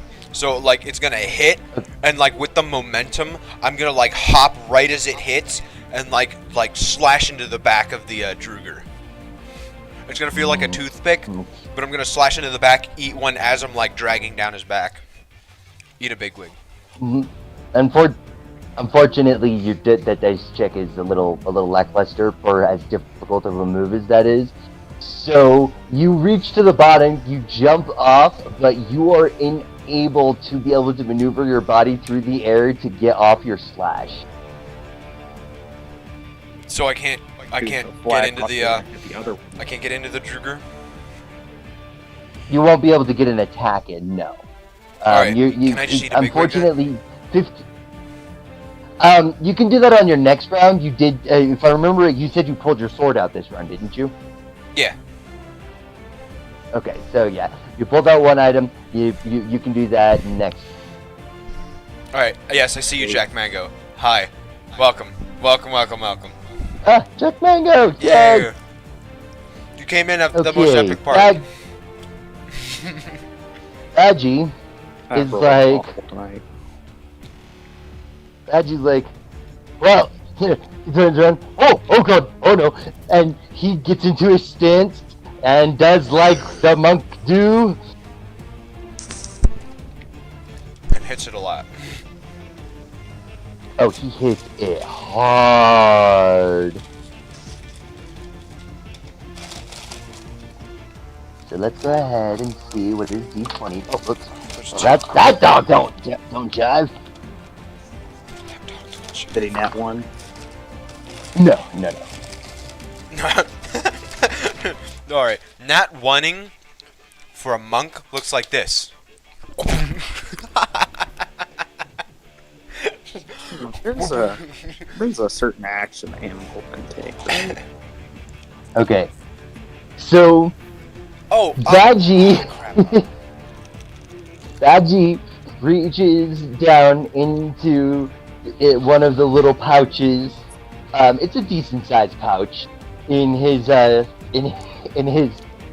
repertoire of stuff, and pulls out two objects that he passes one object into his other hand and loops his fingers into the metal handles of his fisticuff metal knuckle.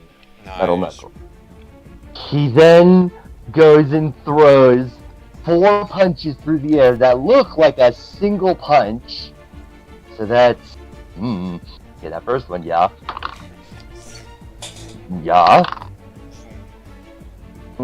Whiff. And okay. Oh, and yep, and nope. Okay. So that was 6. 3 of them failed. So now it's 2. Oh, come on! I know I have way more. What am I missing? I'm missing the red one. Oh wait, whoa. Yeah, all right, balls. Whatever. Oh, there it is. Oh, this isn't the red dice. I know. Oh, dismiss. It's time for me to take my meds home.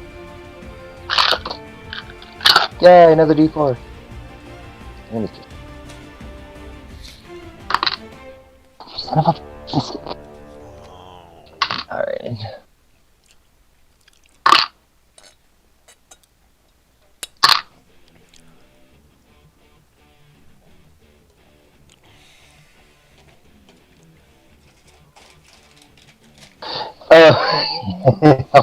Holy hell. Uh-oh, what happened? He turns he turns to the Druger that one of the Drugers that are enlarged and facing Anvil. He throws his 4 punches through the air, pauses for a second as each hit has landed squarely in the face of the Druger on Anvil's right. He pauses, kind of looks at everybody, and goes, "Nah, let's finish it." And he just throws in 2 more punches. And as he throws in the 2 more punches, the last punch, he leaps through the air and Superman punches. He just snaps his fist forward. And as he does, the Druger goes airborne, his body parallel to the ground, and then smashes into the ground with a heavy, heavy thud with his large. We're back. Unconscious. Dead. Done. Better than a door. Badgie just wrecked one of these Drugers.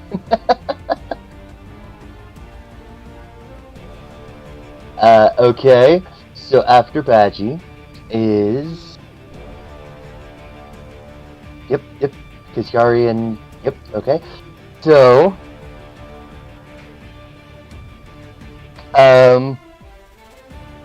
The Druger that was asleep and then turned invisible. See what awful. So is combat over? Combat's not over. There's still 2 Drugers that are alive. Okay. There's secret action happening now, which I have to go to this one. Then I have to go to...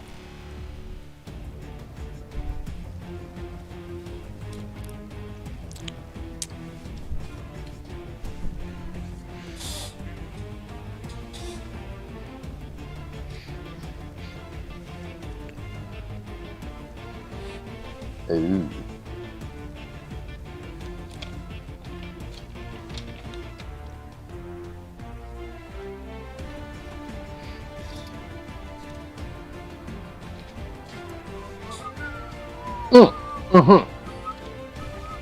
All right. If I remember right, this is just a basic roll against their AC, or not AC. Yeah, that's what he actually still gets. Okay, so the Druger that was invisible has been moving through the fungi and is slowly making their way over to the battle, but sneaking up behind the Badgie. As he's sneaking up, all of a sudden a cloud disperses underneath him of what appears to be like a purple waif coming up from originating somewhere around his feet, and from that his form kind of swirls around and the image dispersal is dispersed. He's no longer invisible. He appears right behind Badgie. Oh no. And now it's next round of combat. Roll for initiative. Okay, we're gonna go ahead and this guy do this thing. Oh gosh. That's terrible.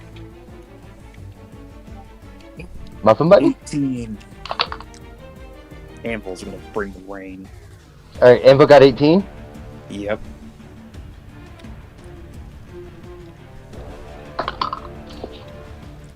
I keep accidentally bouncing my dice off of my desk onto the floor. Dang it! Just didn't do another one. Benji, what did you get if you're gonna do something? 13. Okay. Okay. Badgie, what are you doing?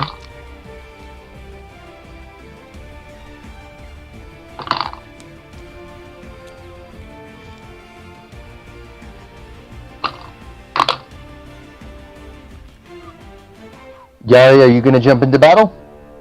I'm gonna wait see if anything happens to Benji. And Oh, I think I just rolled initiative for a dead Druger. Oops. Okay. it's his death spasms. Alright, okay. Yeah. So Badgie then turns to the other,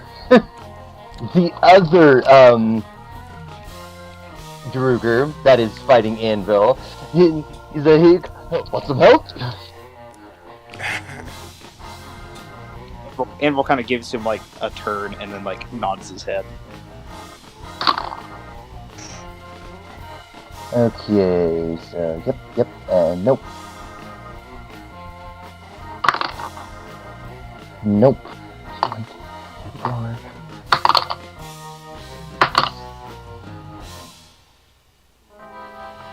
Three. So now I need to roll. Yeah. So.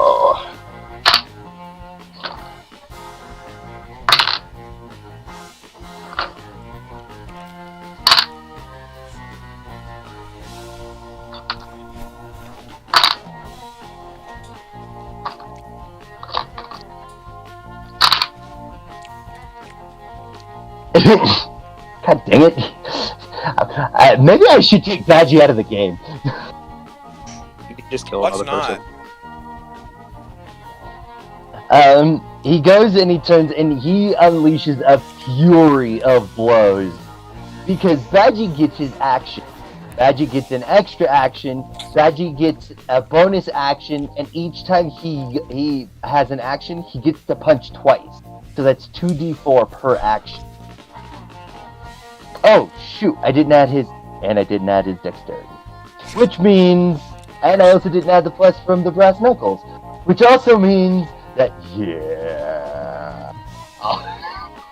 So Badgie just unleashes this fury of blows. You guys just kind of see a flurry of movement, and then the Druger is standing there, still holding onto his spear, but blood is running out of his nose. Both eyes are blackened. There's a big bulge above his right eye where there's clearly an edema starting. He's missing most of his teeth. He just and falls back and hits the ground with a nice, gentle Thud. There's still the one Kruger that's small. Right. We took out the 2 big Kruger.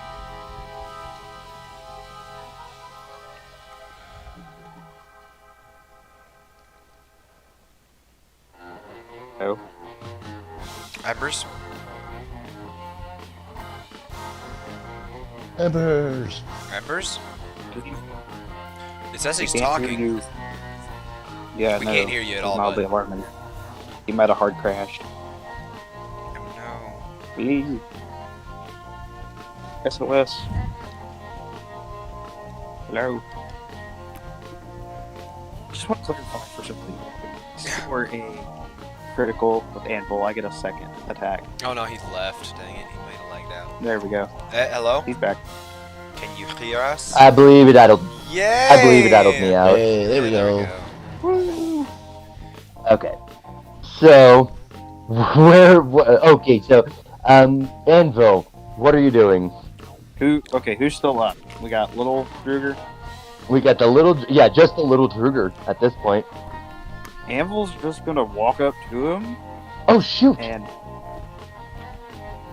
Okay, he's gonna obliterate him with his hammer. Okay, take a swing. Anvil's gonna take a swing. Let me go to the dice channel. Dice roll.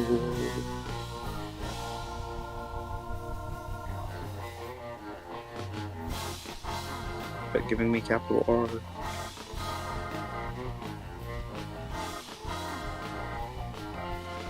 Oh, this apple vape tastes so good. I got Like a big a pie. 13. That's gonna be a big negatory, Jimbo. What? How is Do- that do not you big? want- Do you want me to explain it? Sure. He's medium. So it's gonna even be harder to hit him. Yeah. His AC's +2 right now because you're trying to attack because he's smaller than you. Okay. So he can dodge easily. Which he did. He swung at him and he went, ah! And he just kind of jumped out of the way. Of course, this alerts Badgie to knowing what's going on behind him. Do you remember me in combat? I was 13. I do. You're right after Anvil. Since Anvil has missed his shot, unless he takes his bonus action, it will be your turn. I can't take a bonus action for any other attack, so. Okay. So then, yes, it is your turn, Benji. Alright, I'm gonna take a big wig. I'm gonna take enough big wigs to get to medium size. Okay. Then that would be 1, 2, 3. That's three big wigs. So just minus 3 big wigs from your inventory. Okay.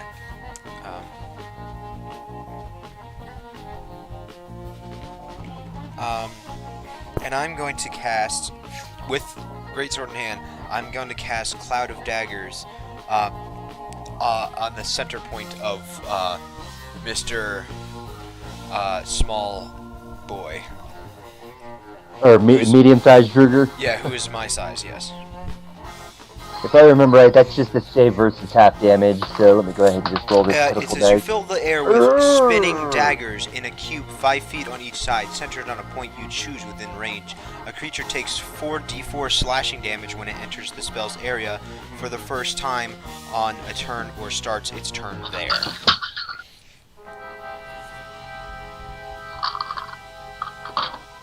Oh, okay. So it's just straight 4d4 then.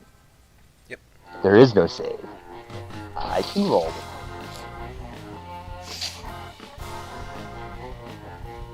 Oh, do you want to roll the 4d4 or do you want me to? I can roll the 4d4 if you want me to. I mean, technically, usually the player will roll for the damage anyways, so Yeah, right. That's his damage. It's his fun. I need to find Right. one more d4. There you go. Okay. Alright, come on, babies. Ooh, okay, not bad, so that's fine. 10 damage.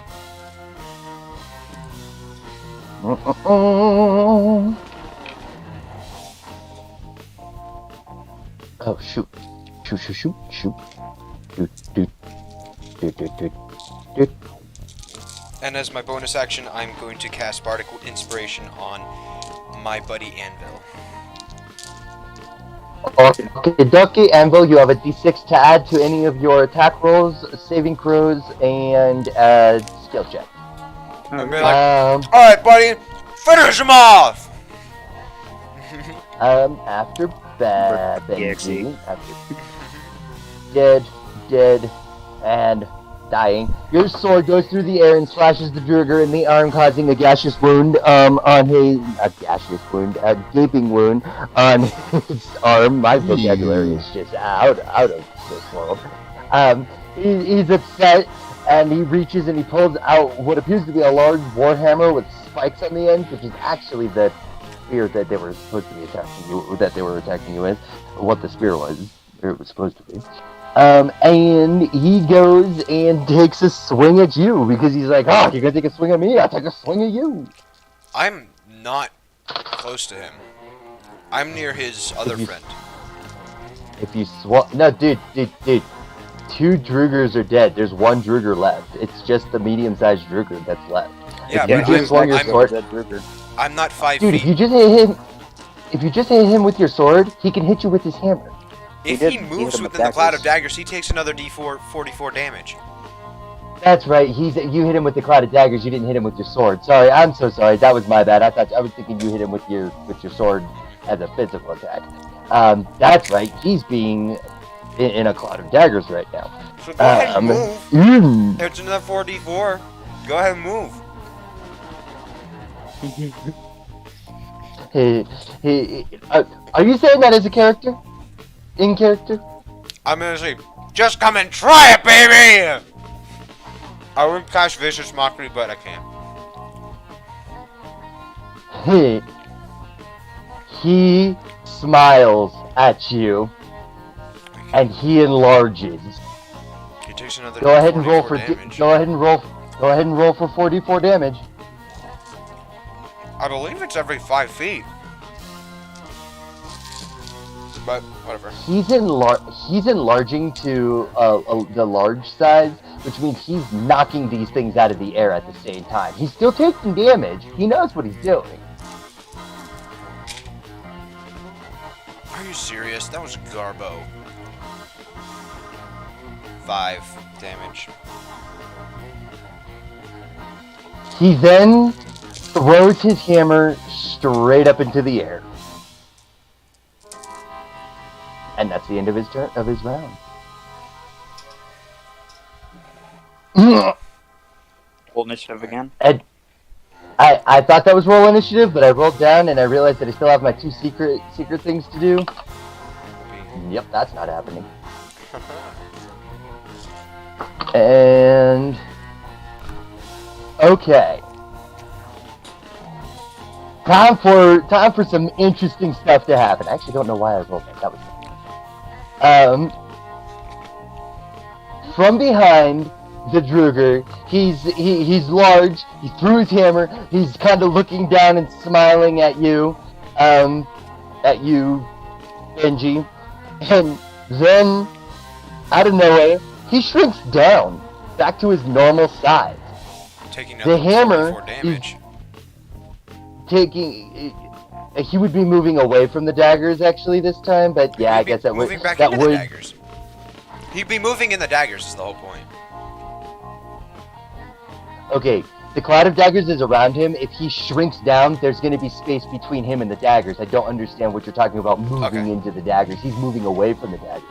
It's not like Sure. anti-magic field. It's not like an actual spelt of space. It's more like fog. You can, And actually, your daggers just disappeared, just poofed into thin air too. I just realized. Why? It lasts for a turn. Yeah, it does. Or a Unless round. unless something dispels the magic, correct? Oh, I see what you're talking about. Okay, never mind that. From behind the Druger, all of a sudden appears a dwarf.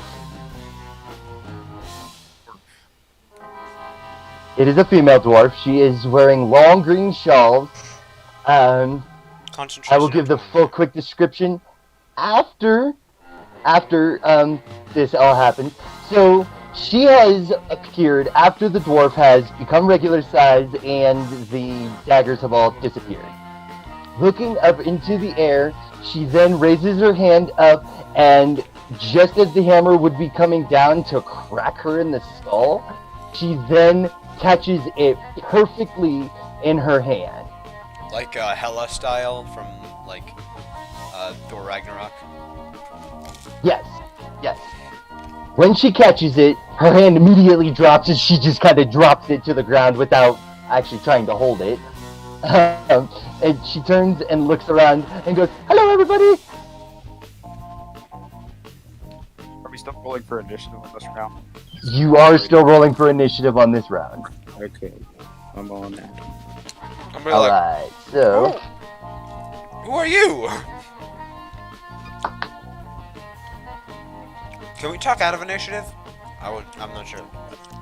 I got 20. I mean, I'm not 20. I got 12. I won. 12.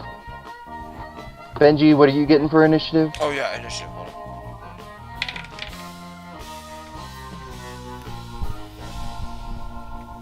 I nat 1. You were staring at the daisies, weren't you? It puts you. Big old dose.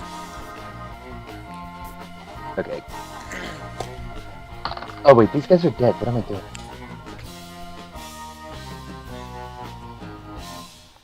Want to please roll like a 3 on initiative for these two, so I can just obliterate the living beings that exist in front of me. Anvil's yet to get a kill.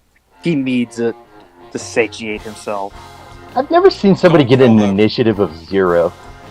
Yari, are you going to do anything after this observation of suddenly dwarf just popping up out of nowhere? I think I am, because at this point, any spore or pollen thing, Constitution should be able to beat it. So yeah, I'm gonna get out, get the big mushrooms ready, eat those, and just to medium size. Okay, minus 3 bigwig mushrooms. You are regular size. That is taking 1 action, so you can still move and you can still communicate. Would I be able to reach the female dwarf?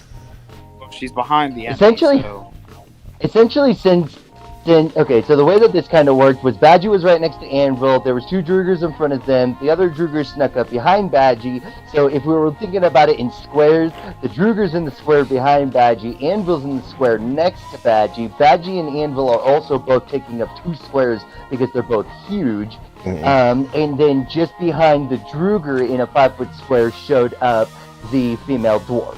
If you're in Anvil's satchel and then you ate Bigwig, you would then be inside one of the squares next to Anvil that's not occupying the same space as Badgie or as the Druger. So is the Druger So still yes, alive? you could. So yes, you can still. If the Druger is still alive, he's kind of hanging on, but he is still alive. So that I guess I am asking, Yari, are you rolling for initiative? Oh, yeah. Oh, shit, where's...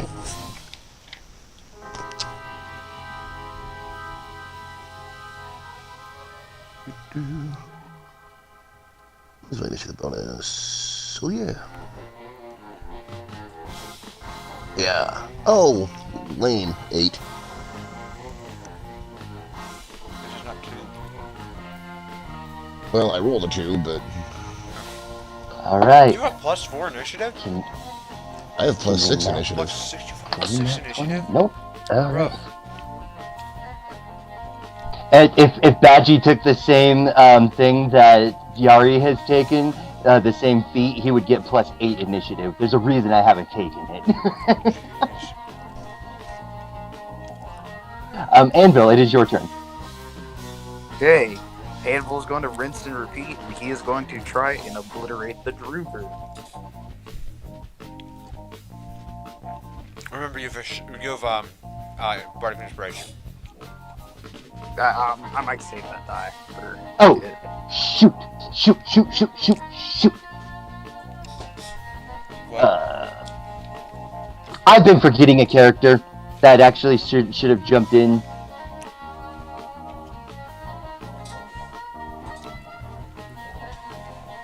Right, alive. Anvil's gonna hit a thing with a smite.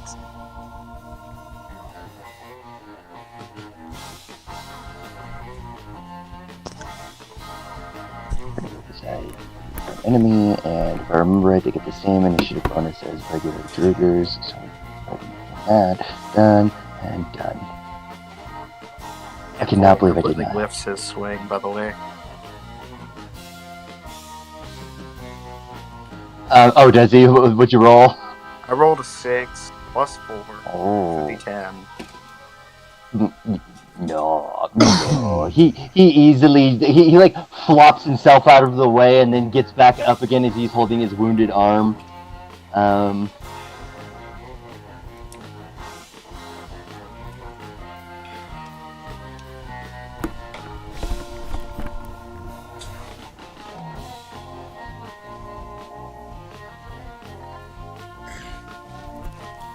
Okay, this is just bugging the crap out of me. So, got it. Okay, so you whiff, and then it is. Okay, the third Dugger. So he looks around at you guys, seeing that he's very much outnumbered, and turns around. Whoop, I remember. Ruger's has interesting.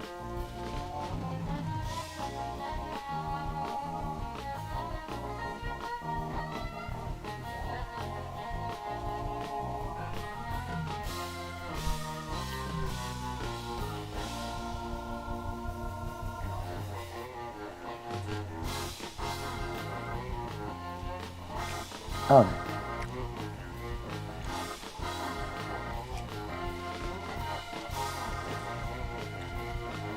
Okay, well, he's already done those 2 things. Okay. He looks at you guys terrified, and is kind of mulling over his options clearly behind his eyes. Unsure, unarmed, well, almost completely unarmed. He reaches back, he pulls out a javelin, but just after he pulls out the javelin, he turns and he starts booking it to the other side of the cave, towards the where you guys entered. Actually, I would like to enact an attack of opportunity. Me you too. can. Can I do that as well?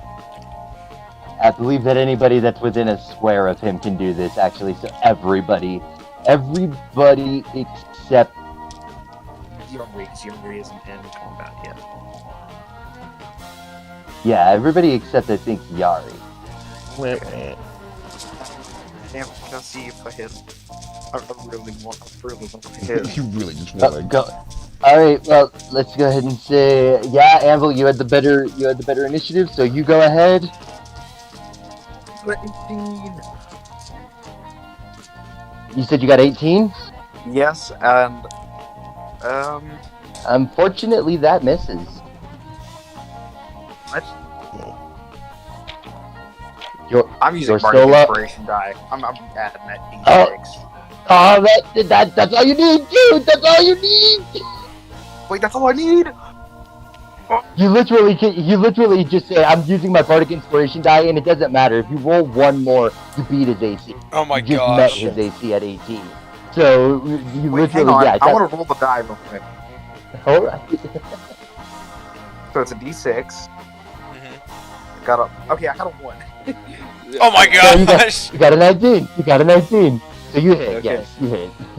Okay, and my damage for that is a D10. So D10 yeah, plus I got strength. 10. Got a 4, and now I gotta see what my bonus is.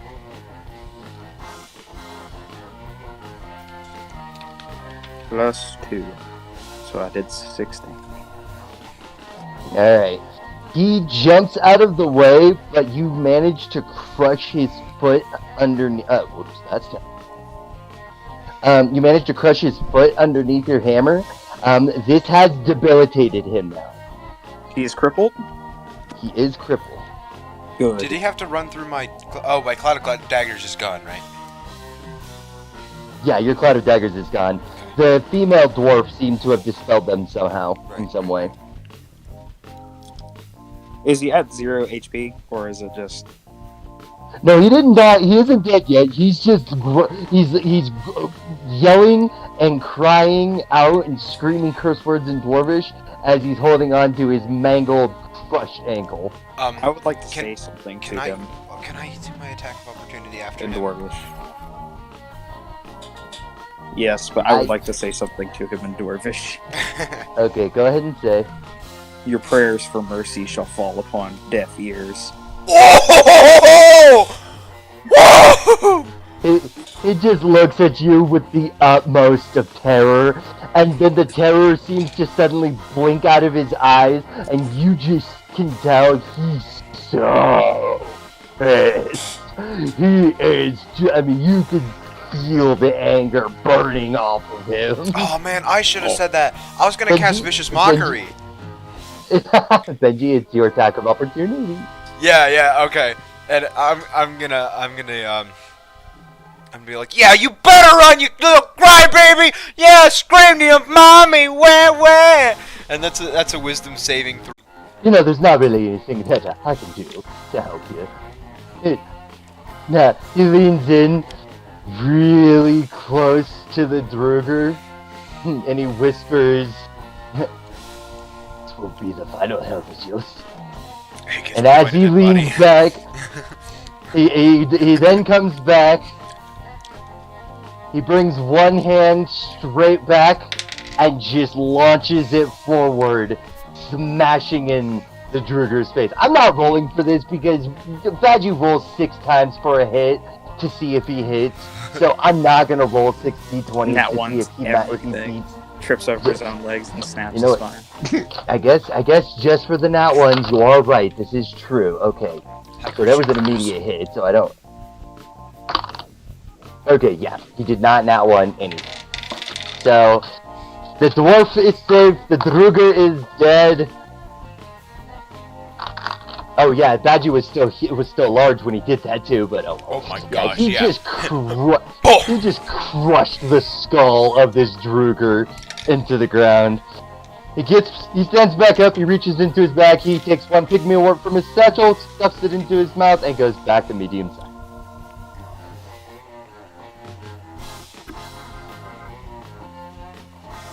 Turns around. Well, that was fun. It definitely was. That was quite an adventure. And I turn. So, Who are you? Do we know if he's all the assailants are dead, correct? Yeah, everybody that was attacking you currently are dead. Currently? Okay. I was making sure. I'm referring to like that one that kind of fell over when you beat him up. If he was like fell unconscious. No, he actually got dropped to exactly 0 hit points, so it was like he just got rendered unconscious from the beating that he was given. Are we still in initiative, or are we in still combat? We are out of combat. You are out of combat. Sorry, exit. Anvil would like to make one more attack roll. Okay, he's more than welcome to do whatever he wants. Anvil's gonna go walk over to that Druger. There's no... And pick him up. With one hand. The dead Druger? No, the one that Badgie beat up, and it landed at exactly 0. Yeah, it's technically, I mean, in all technicality, he is just unconscious. Anvil's gonna, well, first things first, Anvil's gonna put his hammer on his, hip, so he has 2 free hands. And he's gonna walk up, and he's gonna grab the Druger and pick him up. He doesn't wake up, he's knocked out cold. Anvil's gonna provide repercussive maintenance and provide a slap to see if it wakes him up. Alright. Nope, that was 2 12s. That's not enough to be being beaten unconscious. Beaten conscious, you mean? No, when he was beaten unconscious, I'm doing Constitution saves for the Druger, and he doesn't have a Constitution saving throw that's high enough for 12 to be able to render him conscious after a beating. For me, you need to be able to make at least a dice check of 15 to be able to become back conscious from just a basic beat. Yeah, you said... Yeah, never mind. Okay, cool.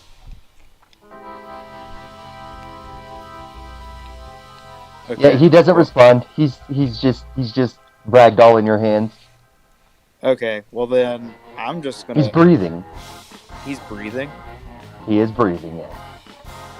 Anvil's gonna pull him close and whisper something in his ear. You have been found unworthy of your race, and for that you shall be punished. Anvil's gonna, choke slam punt him into the ground. And then he's gonna jab his arm blade right into its face. Okay, blade just goes right through. You can hear the raucous death calls, or death groans of the Druger as his soul leaves his body.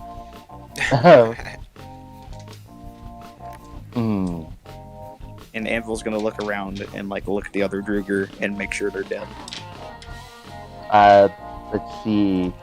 The one Druger was crushed by Yari's fist, the other one was just impaled in the face, and the last Druger was the one that Yari... Oh yeah, Yari went overly ham on him. No, that guy's dead. You mean Badgie? Does he go again? Again? Yari's Badgie. a universal force of destruction, so... He really is, yeah. No, Badgie went through and with his with his brass knuckles just wrecked that guy's face. I mean, we're talking if you've seen Pan's Labyrinth, collapsed face in. Okay. I was gonna walk up and just curb stomp that one. But he's dead. Oh my god, I have to roll another bathtub of D6s. Oh, hold on. There's still one more person. Question. Can Yuri get to me in time? Wait, there's still one more person? Yeah, there's still one more person! Oh god. Wait. Anvil's gonna assess a target. He's gonna identify it as a threat. I'm gonna yell over to the lady. Oi! Friend or foe? She kind of looks at you, huh? She goes, well, I never. If you want to consider me your friend, then I will be your friend. But if you wish to consider me your foe, then I'll be your foe as well. It does not matter to me. Alright, ma'am. Calm down. It's fine. We are nice. We are friends. Yari, can you, get Anvil to not kinda hit her, please? The dwarf is Kinda, looking push at the corpse Yari. off the sword and look over at her and be like, "Are we friends?" She takes a look at you, and she actually steps up, and she brings a hand up, like her palm up, and she kind of nods forward and goes, "May I?"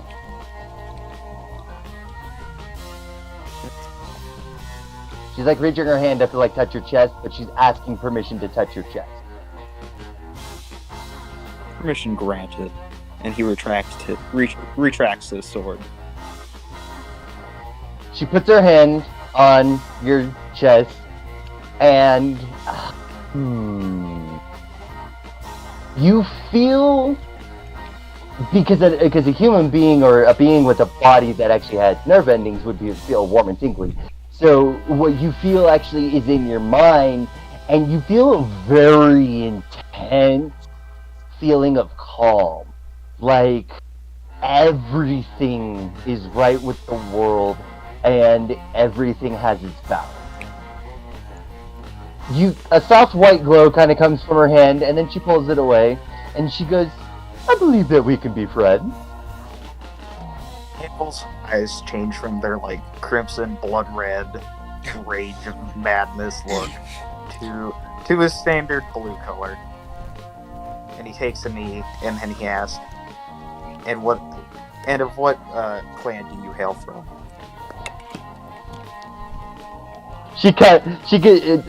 Okay. So she gets a bubbly giggle, and she walks away from you, kind of in an almost flowery, long-legged walk around, and she reaches down and picks up a small mushroom from the ground. And as she's looking at it, she smiles, and then she looks back at you, Anvil, and she goes, "Well, I've never been asked such a question." I'm gonna yell from the background. Oi, that's a good mushroom! Knowing no idea what mushroom it is. She twirls the mushroom in her hand, and as she's twirling it, it starts to grow longer. It gets an elongated stalk. The brownish white of its base seems to turn a deeper, darker color, and actually in the soft light of the glow of the cavern, you can see that it has turned into a green lily. A green-stemmed lily. She looks back, as she's looking at Anvil, she walks up to him, and she takes the lily and she gently puts it in some of the wiring around by his face, and kind of tucks it back so it's up by Anvil's ear, I guess is the best way to put it. Ear hole. She goes, "My name is Roxanne Moss." Roxanne. Roxanne. She looks at towards the other end of the cave that was not where you guys entered, and seems to be peering upon a pathway that goes up. And she's like, "I've been here for months." Oh, I guess I'm doing this really backward. She goes, "I've been here for months. Been trying to find out these vile villains' plans and their destinations for what they're doing here. But so far I've found nothing." Turning around, she faces the entire group. As she turns, the flowy material of her dress goes around her, and you can see that this is a very plump-looking woman, dwarf. Going from the description, her attire and then body. She wears a long green silk dress that goes down to her ankles, just barely covering a set of boots that anybody has been able to see as she's been walking around. The boots appear to be made of the same kind of dragonhide material that you see most merchant drugers and some of the more richer looking people that you've seen in Grekelsta. It's kind of like the gator skin of the Underdark. Yeah, pretty much. Yeah, exactly. Or snake skin. Going up, her dress has a red sash that goes around her waist. On the left side of her sash is several large leather pouches lined against each other that kind of goes around back to the backside of her rump. On her right side, you guys can clearly see a long, what would appear to be a long sword in a sheath. This sword does not look normal at all. It's got a withered willow wooden handle. The willow seems to gnarl up and then branch out to the sides to create the hilt for the sword, and then the rest of the blade is hidden inside of the sheath. Going up, we have a bulbous belly that leads up to a rather busty bosom. Upon the chest of between her breasts is a large red gem of some kind, gemstone necklace. Adorned across her fingers are also several little gems of gold, silver, and various jewels. She is wearing a backpack on her back. Her face, for her facial features, are rather interesting. She has a large beard. Inside of her beard, a rather large beard that crackles outward in all directions, down across her chest, and blanketing across her gemstone necklace, just barely covering it up. In her beard, you can see a variety of dirt, twigs, bugs, and other assortment of what would appear to be nature. Her face is extremely dirty. Muck can be seen caked across her cheeks, and dirt can be seen smudged across her forehead. But despite the very dirty, grimy appearance, two crystalline white eyes stare from underneath some very bushy crimson hair. Crimson hair is what the color is for all of her hair, beard, and top of her head. Top of her head is bushy, like really bushy long hair. Kind of think of like Hermione Granger in the books, for the Harry Potter books. Like, it lifts off the top of her head and then goes back behind her head like a mane reaching to about just at her shoulder blade. Or mid-back. Just above mid-back. In her left hand at the moment is a wand, and in her right hand is a very small orb. Orb? O-R-B? Orb, yeah. Orb. Glass orb. It's a glass orb. I thought you said orc. Very small orc. No, I want it to be a very small orb. Darn it! No, it's a very small orb. It looks to be like a glass orb. There seems to be some kind of glow coming from it, but it does seem to be very dim and is flickering as if it's dying out. I'm gonna, I know she's gonna easily save this, but I'm gonna cast Charm Person and try to seduce her. Of course you would. You're Bard. What? I'm about to say, yeah, he's the bard. Yeah! Wait. Okay. Would you like to roleplay seducer, or would you like me to roleplay the seducing? Oh, heck no, I'm role-playing. Go for it. I'm like, hey, baby, nice sword. Wanna come over to my tent sometime and, hang out? You failed on Yeah. your charm, by the way. Oh, yeah. Just, awful. I knew. Yeah, I know. She puts both of her hands together and brings them down to her side, kind of swinging them back and forth. Her shoulders seem to get closer together, and her face tilts down as blush blossoms across her dirty cheek. And she goes, oh, I made it myself, to be honest. It's a Now, very nice sword. I really She- like she, it. she, Being a fighter. she does the kind of cartoony style hip sway and shuffles her way over to you, bumping her hip right into the little furry side of your goat rump. She's gonna like destroy me. She gives you these batting eyelashes, and she then turns around behind you, or turns around, not facing you, takes her left hand, reaches down, and grabs your rump really tightly in a very big, not very strong, but warm and soft grip on your ass.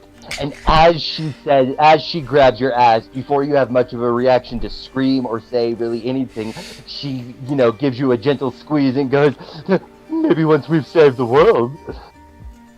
Oh, I like this one, I say. I look over to Yari and I'm Now- like, she's a keeper. Now she walks forward and she puts her hands on her hips as if she's like debating on how to tackle cleaning a refrigerator. And she looks at the end of the cavern and she goes, now, I have to ask, you adventurers look like you're strong, able-bodied boys. Could you possibly help a girl out? Absolutely, baby. And I give all the big old flex and I'm like, boom, boom, firepower. Okay, well, it seems like the bard tried to seduce the druid and the druid actually seduced the bard. yeah, that's exactly what's happening right now. Sorry, just steal the deal. You can be like, hey, I'm a dwarf. Alright. So No, we've got confirmation but see, from the an thing NPC. is, Benji thinks his charm worked. Congratulations, you played yourself. Exactly. Okay. So I've got confirmations from 2 players. Badgie just kind of looks around and he's like, I don't give a shit. All right, fair enough. No, wait, no. No, I retcon that back. Badgie looks around, he goes, well, what about the Grey Ghost? I'm like, oh yeah, the Grey Ghost. What about? Are you a Grey Ghost? Benji, well, hold up. You've got your reaction. That was actually Badgie's reaction, so now I need okay, never something from Thor and Yari. What are your guys' reactions to being asked for help by Roxanne Moss? What help is it that? Yeah, I'm gonna say, what kind of help? Because I'm still calm, so I'm like, what would I address her as? It's a formal address to Roxanne. I'm not calling her Master Dwarf. That's on Yari. Mistress? Lady Madam Dwarf, Dwarf? Madam Dwarf, Madam, Miss. Madam Roxanne. Oh, you son of She turns around and she has a big grin on her face. Oh, I love you boys already. You ask all the right questions.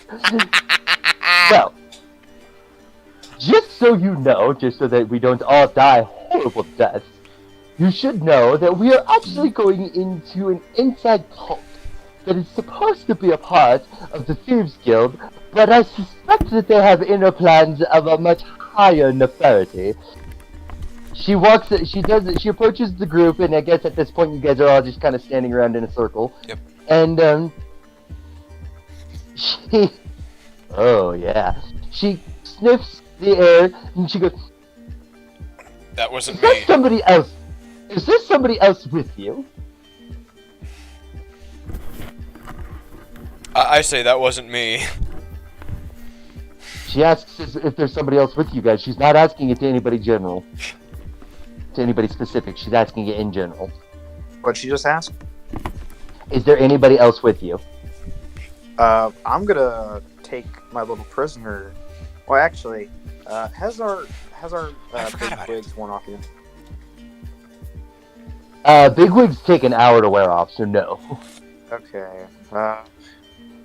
That's I'm why. just That's gonna- why. That's why Badgie immediately took a pygmy wart and just was like, "I'm just going right back to medium. I'm done with Oh being yeah, this he's big." huge. I forgot about that.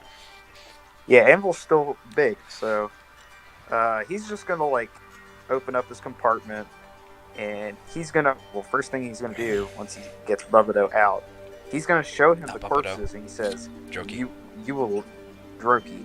He's gonna get Droki out, and he's gonna point to the corpses, and he said, "This will be your fate if you do not tell the truth." You're large. You're large, which makes Jiroki medium sized right now. So He struggled a little bit against you, and then he sees the bodies, and he hears what you say, and you just hear us like. I'm like, yeah, that's right. That's right. I kind of like shake my sword. Roxanne kind of wrinkles her nose at the door, which seems a little strange given that she's covered in grime and dirt. But she and does a little bit of a retreat and says, "Oh my! Well, I see how you guys made it this far. Is that Droki?" Oh, you know him. Yeah, he's been a pain in our side this whole time. But he's led us Not this far. Personally, I gleaned his name from my investigations with the Thieves Guild, but I was never able to find him. The slippery little bastard always seemed to get out from under my seemed to always escape right out from under my nose. And my eyes get all starry. I'm She goes like, I tracked him down and kept him in one place. This fella She goes here over and got him though. Anvil is going to retort after that sentence. okay. Anvil is going to say, attempt ineffective. Target Excuse seized by- me, I found him. You just captured him. Anvil's I'm going humble. to look at you, and his eyes are going to flicker a little bit. They're going to flicker from blue to red, and then back to blue. Badgie just puts his hands in his robes and he just walks to the other, like a few feet away. He's like, "I've killed every fucking monster we've ran into." Anvil's He going just to kick mumbles that it. corpse that he just stabbed. He's going to be like, not all. He just waves his hand. Semantics.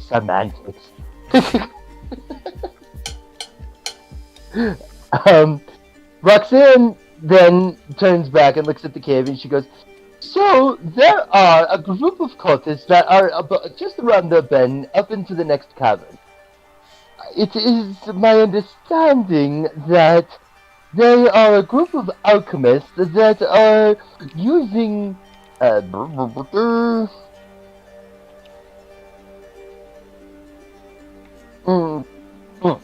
they're using the natural fungi of the Underdark, as well as many other creatures and ingredients, and particular. What is it that I am thinking of? You do ritual.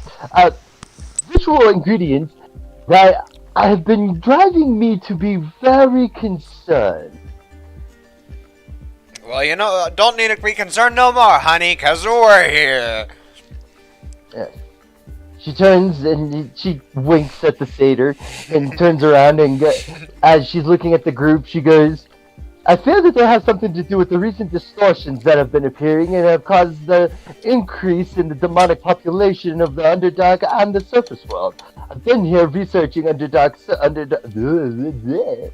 I've been here in the Underdark researching the local fungi, and I've been trying to figure out what possible nefarious plans that these alchemists have.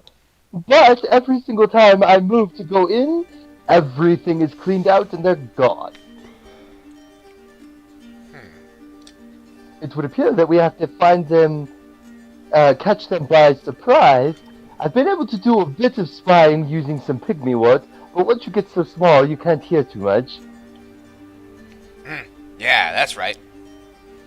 I'm just agreeing with whatever she says at this point. I'm just sitting there like. Anvil asked what direction they were in. She just points to the opposite end of the cave that you guys came in. Alright, Anvil's gonna start walking that way. Huge. Badgie shrugs and starts following. Uh-oh. Uh-oh, I'm getting electronic noises. Alright, what was that, Bard? No,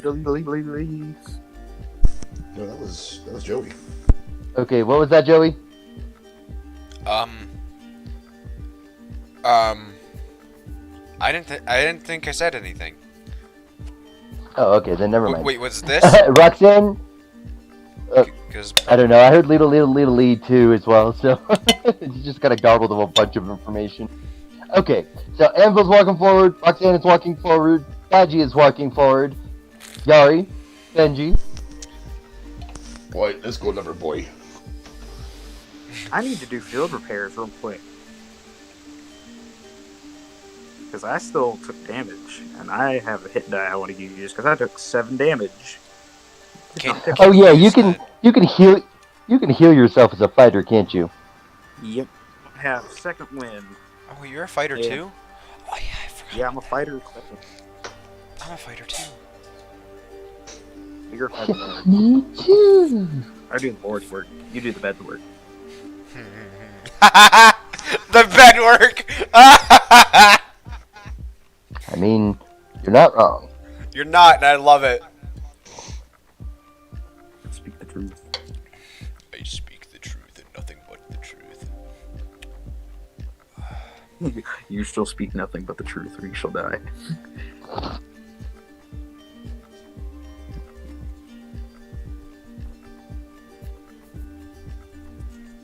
Immune to disease, which is kind of nice. Wait, is something happening? Are we waiting for something? Something is happening, yes. Okay. I've gotta find my hit die. Hit. Alright. Hit. Hit.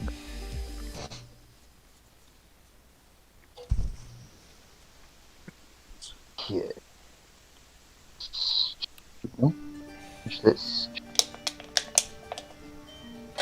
Okay. This is getting frustrating. Okay. As far as I know, I don't think anything else here actually changes. So cool. And since there's one of those, Hey guys. I'm gonna go ahead and do. Yeah, he's gonna have also one of, just because that's.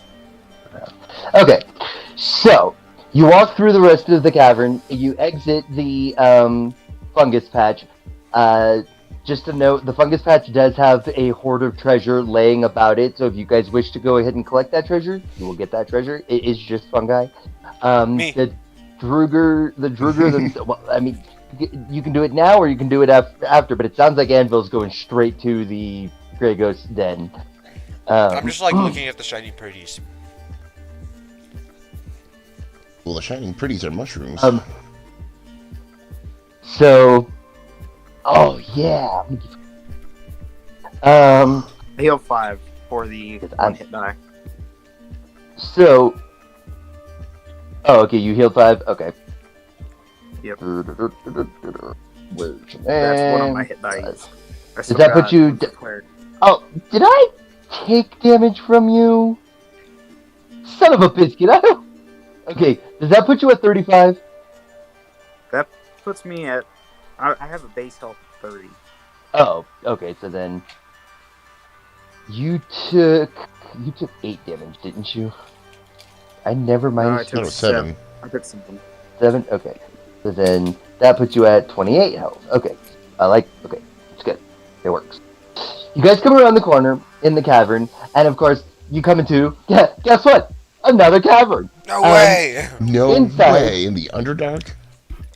Inside this large cavern is actually a space large enough for several workbenches, an alchemist station. Here, let me go ahead and just to fully describe what's going on here.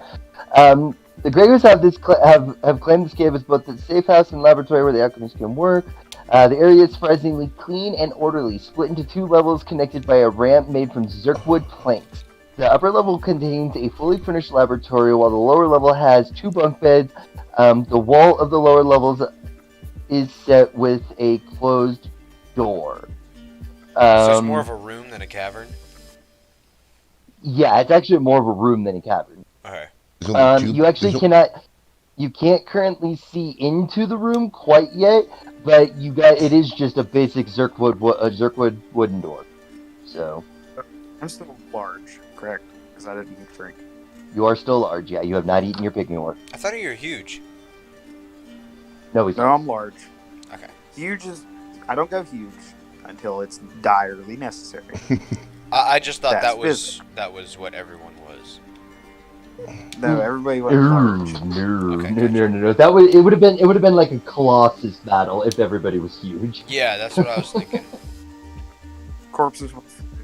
No, it was like watching a bunch of clones of Hagrid duke it out. Is pretty much what the battle that just. Okay. You said there were two bunk beds? There are 2 bunk beds inside the room. You guys have to go through the door first. And it's a medium-sized door. Is this? Wait, this is the thing. The place is the door, right? This is enemy territory. This is the place that you guys are investigating. On Anvil behalf is going to take his track stand. His crab stance? He is going to engage full momentum. His Track. track Like a field runner. Oh! with full force. Okay. I'm You gonna guys follow created a Swordman. lot of noise. You guys created a lot of noise while you were doing the battle. So, as you're sprinting up to the door, because it takes you a second to get to some momentum, as you're sprinting to the door opens, and a vial comes flying out of it. Can I make a dex save? See if I You can dodge make it. You can make a dex save, and I have to make a dex roll to see if it even hits. Anyways, Can I yeah, throw it's my not a dagger good to save. try to hit it? That would. Oh, you can try to throw your dagger to try to hit it, but I'm going to guarantee you that's going to be one of the most difficult dice checks you're going to probably make this session. Okay. Alright. What was the? Okay, I'm sorry. What was that, Anvil? You broke up. I made an 8. Wait, no, I made a dexterity check. I didn't make a save. Go ahead and make a dexterity save because you're already in motion. So there is still actually a chance that if you don't dex save, if you dex save with a nat 1, then you could still hit it. 16. Saved with a 15. Does a Not 16? you, Badgie. This vial is going straight at Anvil. No. It's a 13. So let's rock and roll. I'm gonna lay some feet. Okay, yeah. So the vial goes whizzing past you as you're going whizzing forward, and it hits the ground. And as it hits the ground, the mushrooms that are actually on the ground kind of deteriorate and then directly face to face with a Druger alchemist. He's wearing long black who is currently at one of the bunk beds, turns and looks at you, and they both immediately get do they get surprised? Do they? I believe that this just has to feature. By the way, I was following him with my long sword in my right hand and my short sword in my left hand. And I was like yelling and following him. I was like battle cry. Okay. So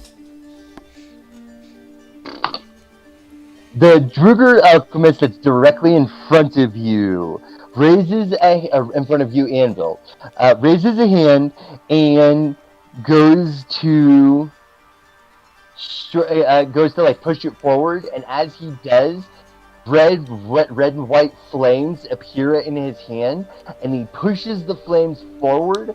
But as he pushes them forward, the magic in the attack seems to like peter out. It's just like, and then you just hear this noise, and then there's nothing. And the Druger is clearly very terrified that his move just did not work. Oh, Roll for initiative. oh, you were getting it. This is my day.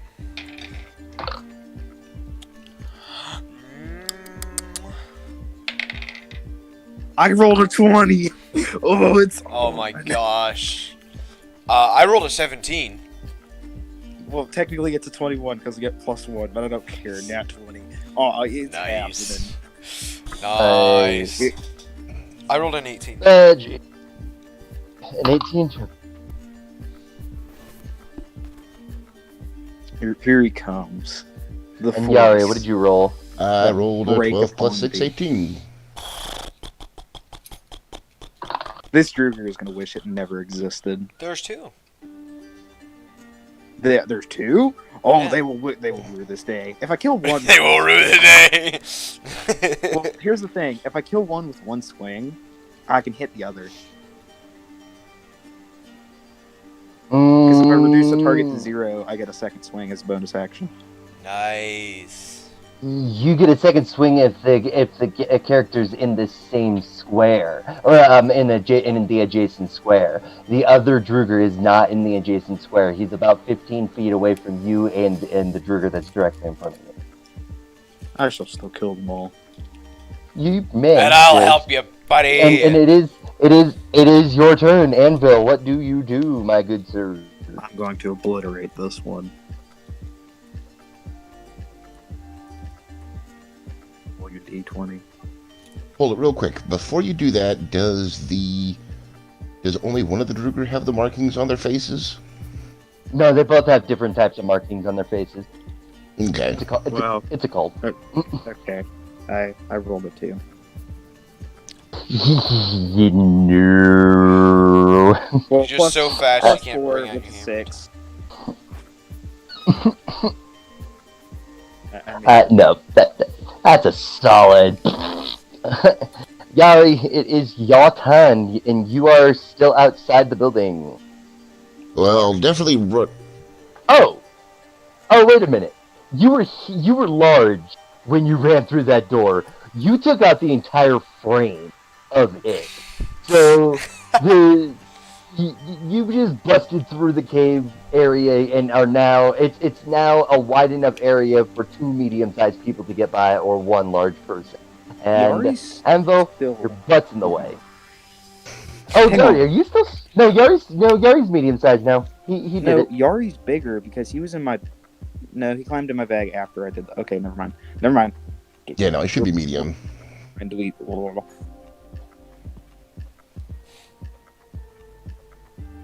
So yeah, how far away am I from the closest to Druger? Wait a minute. No, there is something janked up here. Hold up. Wait a minute. Hold up. You were minuscule. Yeah, I was gonna say something Yeah. about that, but I thought you had it down. Because So Bard, you were still on Anvil when Anvil went large. me too, Which I was there means too. you went from you were on him. So you both went from minuscule to medium when he went to large. And then you ate 3 big wigs. Well, I just wanted to get to medium. That's all. No. Yari said, no, Yari, you didn't say you ate 3 big wigs. You said you ate enough big wigs to turn to medium. Technically, you didn't eat any big wigs. I said -3, but you didn't eat any big wigs because you would have Okay. you would have been medium already. Same for me. Return call. Returns with a table. Yeah, so essentially just the big wig just got canceled at that point. Me as well. Yes, on you as well. I'm still going to go ahead and let the attack happen, because the hammer attack thing that you guys did happen, because all of that still tracks. So yeah, that's all still good. So Anvil did his whiff, Yari is behind Anvil. There's a broken wall and stone around the shattered door. And Anvil is standing on the shattered door. There is a trigger in front of him. Yari, what do you do? I'm Am I able to also reach that? behind Anvil, just so you know, because I was following him through the door. Okay. Am I able to reach that Druger that Anvil's engaged in? You're able to get to the spot, but there will be a wall between you and the Druger. Is that wall Anvil? No, the wall is part of Anvil. Anvil is standing in the way, and it goes Anvil wall. There's no space between that. Anvil came busting in, and it's almost an Anvil-shaped hole in the wall. Oh yeah! It's just like the cartoons where their like silhouette is in the door frame. Then I guess I'll start making my way towards the one that's like 15 feet away from Anvil. You'll have to make your way through the door, and Anvil's blocking the way into the room. The other Druger's in the room. Oh, I mean that's what I'm saying. Then can I like? You can't really get into the room unless Anvil moves. Can I take a like partially move the way up and then spend the rest, kind of partially hold my action and wait till he finishes? What do you mean by partially? So what do you want to partially do then? Well, I mean just like get up as close as I can. Oh yeah, and then just hold action from there. Yeah. Right. Okay. Yes. You can absolutely do that. Benji, you're kind of in the same situation. You're behind Anvil. You can see the Drugers a little bit through the little crack between the wall and Anvil, but there's no way you're getting in. So he's large, and I'm medium. Can't one size lower squeeze through the same square? He is taking up I just two realized squares. something. He is taking up two square spaces, so no. So I can't like slide through his legs. That's what I was about to say. That'd be Uh, just slide underneath my scapular and just go, yeah. Well, actually, I think you might be right, because a small can share a space with a medium. That's what I was saying. So, if he's taking up two squares, yeah, I think so, actually. Alright.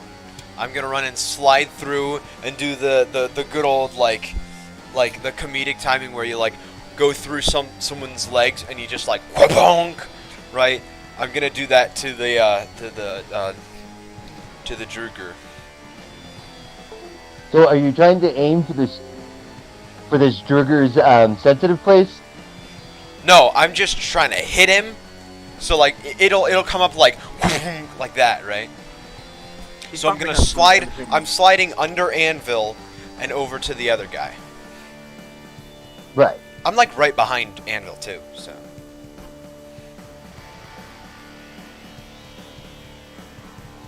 Okay. Yeah. Go ahead and do it. You can go ahead and do that. You just slid straight into the space of the medium creature that Anvil is fighting, though, which immediately causes an opportunity. for the other team. That is all. For the Druger, yeah. He sees you sliding down between.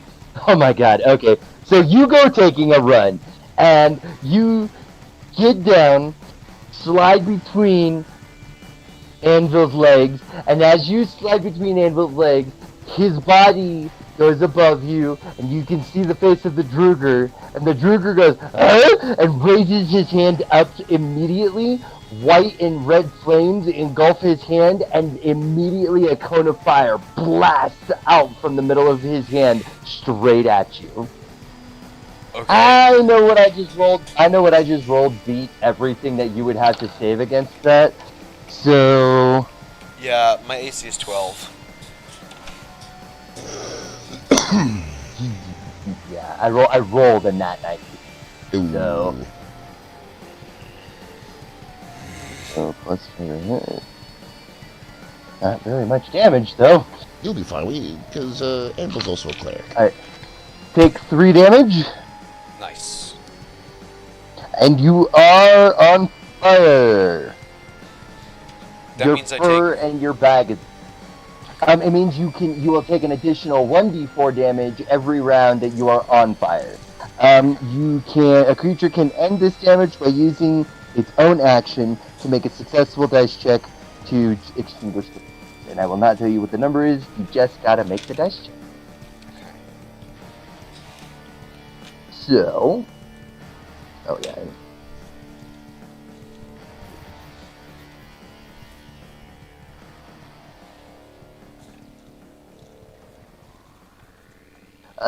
So at this point, it is. Oh, hold up! I gotta. I haven't done my attack yet. Oh, then do the. You did. You couldn't do your attack. The attack of opportunity interrupts your attack. Oh, really? I didn't know that. Okay. These guys are not a hot chance. So can I still do my bonus action?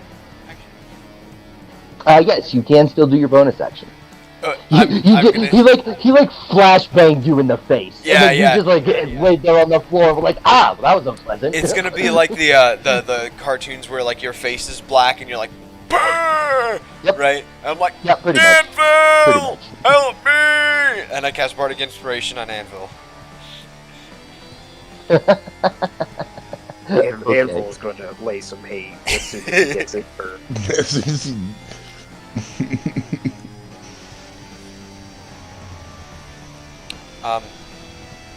Wait, did I say I had? Okay. Yeah, I had one in both hands, right?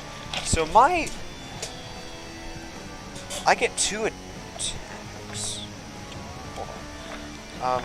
If you're dueling, if you have the dual wielding feat and the dual wielding, not duelist. Dueling is differently. Yeah. It's different. Two-handed fighting. That's what it's called. Two-handed fighting. Yeah, two-handed When you fighting. engage in two Yeah, if weapon you had a fighting, weapon in you both add your your- ability modifier to the damage of the second attack. Oh, yeah, and then you get 2 attacks. Yeah. Okay. So so I get 2 attacks with two-weapon fighting, right? Yeah, it's similar to one of the original. It's something you get automatically as a monk because you're gonna punch with both of your fists. So Right. you automatically get a 2-weapon attack. So yes, you actually do get to attack with both Alright. weapons. You can Since throw in another attack if you want to roll another d20. Yeah. So since I went for my long sword attack, I'm gonna go for a stab with the short sword. Oh, come on.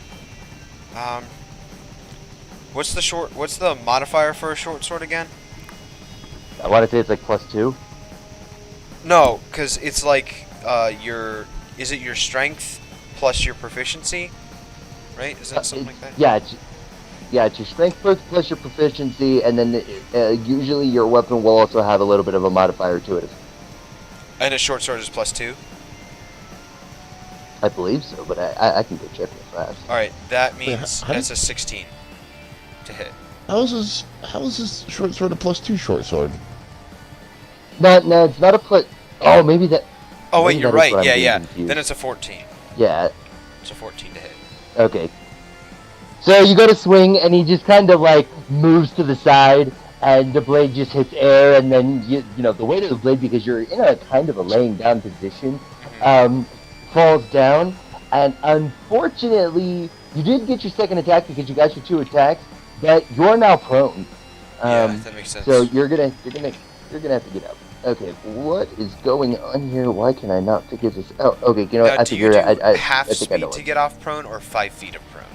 5 feet of movement. To get up? Prone, it's no, it actually is neither. It on my DM board it says you can take 2 actions, you can crawl or you can stand up. So you can just stand up. Oh, But as an standing up action. is Okay. standing up is your action, and then you can take a movement or you can pull something out if you want, or you can communicate with or you can do all. Or bonus action. If you got a bonus action that you're allowed to take, or an action surge or something like that. I don't have action surge yet. So close. So close. Okay. So Benji. Secret action. Yep, that's a big fat no. The alchemist gets to make a move.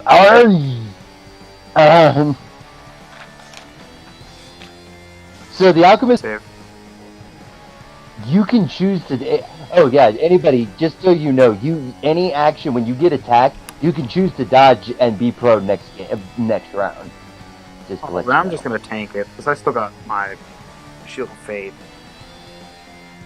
I still got 21 AC. I can, and if it's poison, I'm resistant to poison. So Hmm. He hits with the 23, okay. Oof. and the vial slaps across your chest, and you realize that it is your very worst enemy. Is it acid? It is deadly acid. You're not just taking 2d6 damage this round until you can get the acid off of you or it is suffused off of you. You're taking this damage for a minute. And I'm on fire. I know exactly what. I'm on fire. He's We got got fire. acid. Like, what's happening to us? This freaking guy's destroying us. So go ahead and take 5 damage right now. Okay. And it is Badgie's turn. Badgie is looking through the cracks, and he's like, well, this isn't very fun. So Cracks he the reaches wall. into his, he takes his brass knuckles, and he puts them back into his bag, and then he reaches, as his hand is in his bag, he pulls out what appears to be a very long tube and a small, well, how would you say that? It's a small sheath of leather with several darts stuck through the leather, in the pack. Unfortunately, that's all the moves that he. Oh no, it isn't. He gets a bonus action. He then reaches up and spits. He loads and spits. Oh no, wait. He can only load. Never mind. He can't spit. So he takes his bonus action. He loads the blow dart, raises it up, and has it ready for the next action. Badgie. Roxanne is also feeling pretty young and spry today.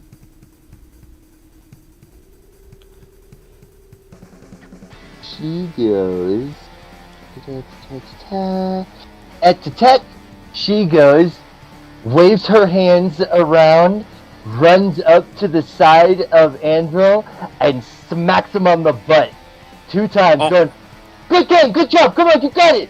And as she smacks him, her hand is glowing a soft golden glow, and when she touches him, touches you, Anvil, you feel an immediate relief on you. The acid does not disperse off of your chest, but you do get healed. Ooh, how much do I heal? Smacking the butt Well, on since damage. this is a level, since she's taking this level 1 spell and casting it at level 4, she gets to roll 3 of these bees. How high is she? Do we really Wait, want that? hold on! Level 4 spells for Druid? No. You heal for 10. You heal for 10 damage. Was she a cleric? Wait. 4. She has to be 7th level as a druid to have 1 4th level spell slot. Who is this woman?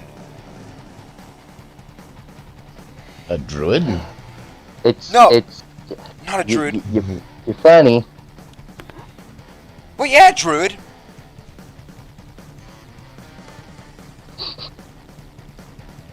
Cause she's a druid, right? Druid, nature, right? I mean, her name is Roxanne Moss. You said she was a cleric, or you said she was a druid. I said out of character. Yes, she is a druid. Yes. In character, you guys would be able to assume she's a druid, because so far she's actually pulled off a couple of druidic spells. And anybody familiar with magic, and, the look of her, she looks like a druid. Anvil's basically a guinea pig at this point. Yeah. Oh. Whoops, I did not mean to agree with Okay. that. So, so Anvil, you just got healed. That was Roxanne's move. She doesn't get a bonus action, actually, weirdly How enough. much do I heal? Oh, yeah. 10. How much do you heal? She's Oh, most 10. likely. Yeah, you heal 10. So yeah, you're at max health? You're at almost max. How did I heal? Did I heal by 7 or by 6? You healed 10. You I healed healed by 10? Yeah. I'm back at max health, yeah. I'm at 30. I'm gonna lay some hate. I'm gonna bring all these heretics down. Actually, I know how I'm gonna get this acid off of me, for starters. I just love the determination in your voice. I'm gonna Oh, beat for you. If you get the initiative. acid off of me, they're gonna help. I got Okay. human-sized hand towels. Human-sized hand towels.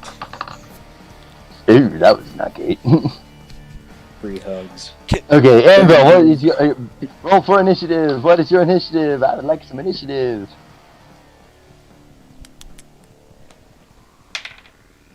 Ooh. 17. For Benji. 5 for Anvil. So, I'm sorry, audience, for future reference. All the hype for this character. He is a murderous war machine. He's just got to get going, Yeah. Gary, what was your initiative? I am at 22. Good God, man. Jeez. You say Badgie's OP. Yuri's the true sweat lord. All Yeah, right. but I don't know if I can do anything. All I'm sitting here still in that animal ass crack. You're just a barbarian, right? Mm-hmm. Okay. Oh yeah, he hasn't even popped rage yet. Okay. He's gonna pop off this round. You can get past. Since we established he can get past Anvil, right? Since he is a size down. Yeah. Medium-sized characters can get past Anvil if they shuffle. And it doesn't reduce anything. You just get past it. So Yari, it is your turn. Well then, would I be able to reach the 15 feet one? Yes. I'm gonna hit that 15 feet one. I'm not gonna pop a rage just yet. Okay. You never did tell me that you put your pickaxe up, so your pickaxe is still in your hand. Oh yeah, the pickaxe. I keep forgetting about you have a pickaxe. You've had this thing in your hands the entire time. I'm just imagining you in Anvil's backpack, just holding onto the pickaxe with just this pissed off expression on your face. I'm gonna use it. Angry Dwarf.exe. Yeah. Yes. So I'm gonna try and turn this guy into a pincushion. Yes, I would advise doing that. Roll your 20s. Please do that. Okay. Oh, 18 plus 7. While you hit. Ready to... Hang on. I'll make sure I'm not forgetting it. I'm not raging, so I don't think I get as nearly... Save on that. Can't be surprised. While he's calculating, can we all acknowledge the one person that has been in Twitch, the one nobody watches, the only user that is in the Twitch chat? He's not commenting, but the only person that is watching Twitch, his name is Feet. Can we just acknowledge that? Hello, Pete. Hi, Feet. I just wanted to point that out. Okay.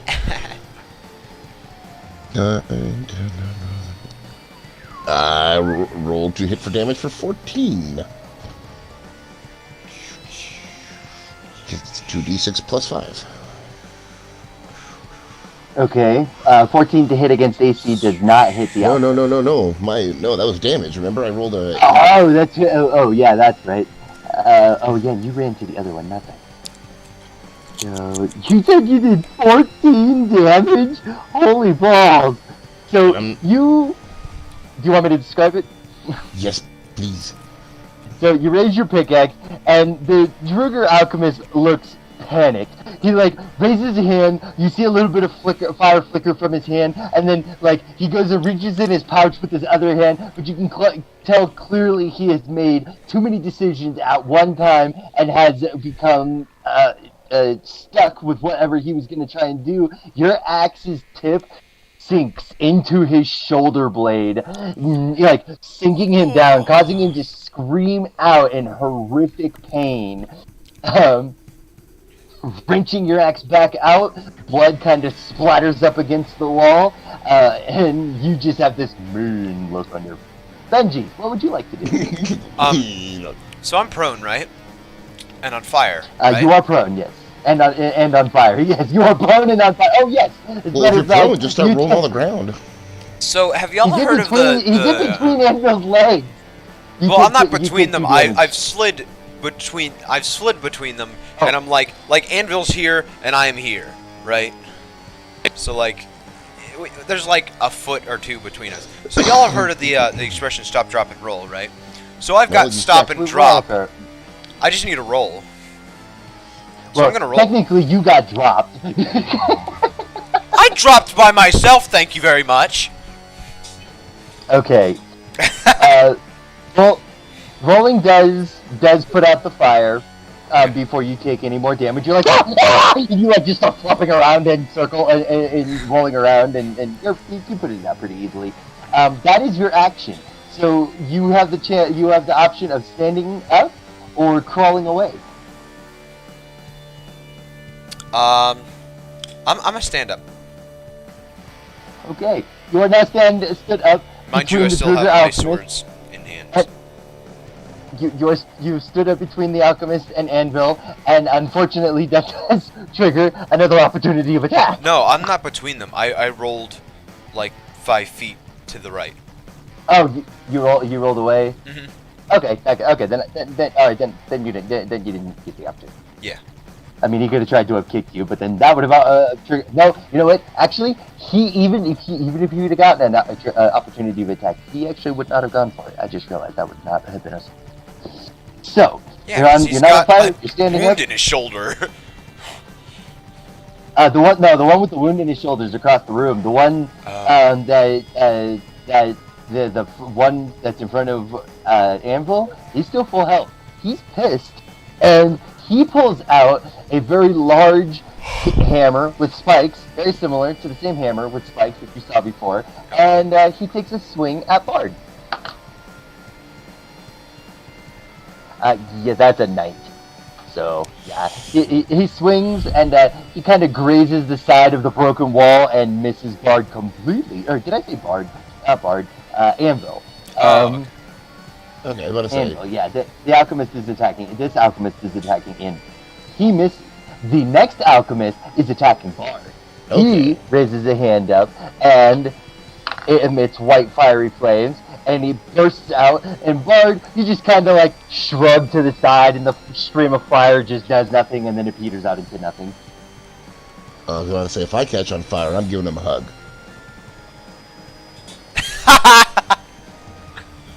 Roxanne reaches into one of her pouches, pulls out a small vial that she is making sure her fist is covering the entire vial so you cannot see what is inside of it. She raises the hand up into the air and she goes, "Call for the assist first!" What did she say? She says what? Call for an assist first. She's asking for one of you to call for an assist. Whoever calls for it first, she's throwing the vial at. Dibs. Dibs. No, give it to Anvil. You already had it just a second earlier. She whips around and hucks the vial at. Actually, she does not whip around and huck the vial. She turns. She goes running. Okay. She then gets down on all fours behind Anvil, crawls through his legs, stands back up, does like a run waddle over to Yari, and as she does, she pulls the cap off of the top of the vial and splashes it across the Druger alchemist that Yari stabbed in the shoulder.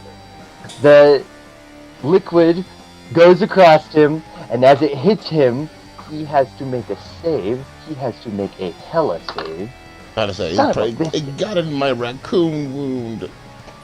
In my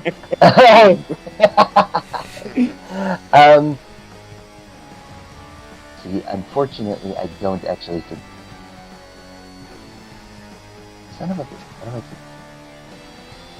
See, I would have called it first, but I thought it was a healing pot. So I thought it was some sort of. Well, he's already fully healed anyway. She's actually doing an attack. yeah. I'm about to say it's something. So Oh, wouldn't she get Roxanne. wouldn't the Druger get an attack of opportunity against her when she went through Anvil's legs? if he chooses to, But he didn't choose to. he used up his reaction because he already didn't he? Oh, okay. no, he actually could have taken an opportunity of attack, but taking an opportunity of attack in the same square as somebody who's attacking you causes an opportunity of attack from there. Opportunities of attack can cause opportunities of attack, and this Druger's not playing around with this warp form. He's just like, yep, yes, go ahead, ma'am, right this way.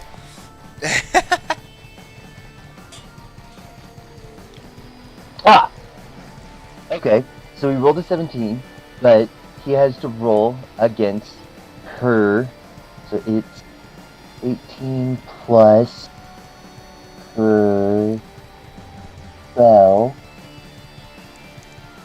It would be, I guess, a saving throw against Constitution? Constitution. Yeah, it would be a Constitution. Yeah, he is not saving that. Okay. So, Roxanne goes and splashes the mystery liquid across the Druger, and as she does, or as the liquid hits him, it seems to like formulate into a thicker sludge. The sludge then moves as if it's got a mind of its own across his body, getting bigger and taking form. The blackness of it starts to turn into a darker brownish red. You can see spikes start to point up around it as it starts to rope around him completely. And once it's completely formed, he is ensnared in he's pretty much wrapped up in a vine of rose thorn. So the And roses. yes, he takes 1 damage. Like how seriously injured is he right now? Like how can we tell? He is bleeding profusely out onto the floor. Okay, because I say we try and save this dude and get some information out of him. Like, you we're shattered saving his this guy. collarbone. Maybe we can try the other guy, but not this guy. No. What Yari is saying is that maybe the injured, tied up dude might be able to give us information. So let's just try and not kill him and kill the other dude. Because I'm thinking he's like ensnared and like entangled Okay. by these Yeah. rose thorns. So he's got to make a strength check if he wants to get out of that. And even that's Roxanne, probably gonna hurt him. Badgie leans to the side of Anvil, and he like waves at the Druger, who's just pissed, and he's like, "Oh, you fucking bastard betrayer!" And he yells at Badgie, and Badgie goes, "Betrayed who? I work for myself." Puts his mouth up to the blow dart, and boom.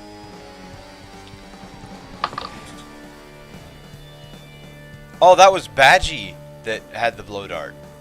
Yeah, Badgie had the blow dart. Oh. Badgie's blow dart goes whizzing past Anvil, and it literally is dead center on the dwarf. The dwarf like freezes, doesn't know what to do, and then the dart goes through his robes, and you all hear a soft ping as the fucking blow dart hits the goddamn Druger's belt. No. Are you serious? Are you freaking kidding me? Anvil, what would you like to do? Exterminate. Punish smack him. the nearest heretic. Punish him for it. I shall punish him for it. Smacking the heretic. Let me get my D20. Smack I'm going the regular dice heretic? because online dice. Strike the heretic! Smack the Roll heretic. the dice. Rolling the dice.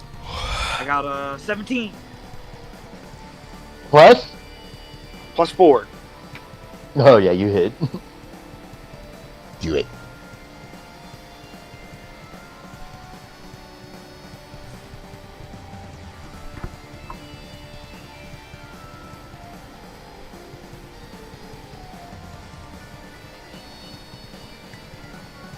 Wow, that alchemist is still taking no freaking damage. What is it? The alchemist that you're trying to hit, you're gonna do damage finally. He's taken no damage so far this round.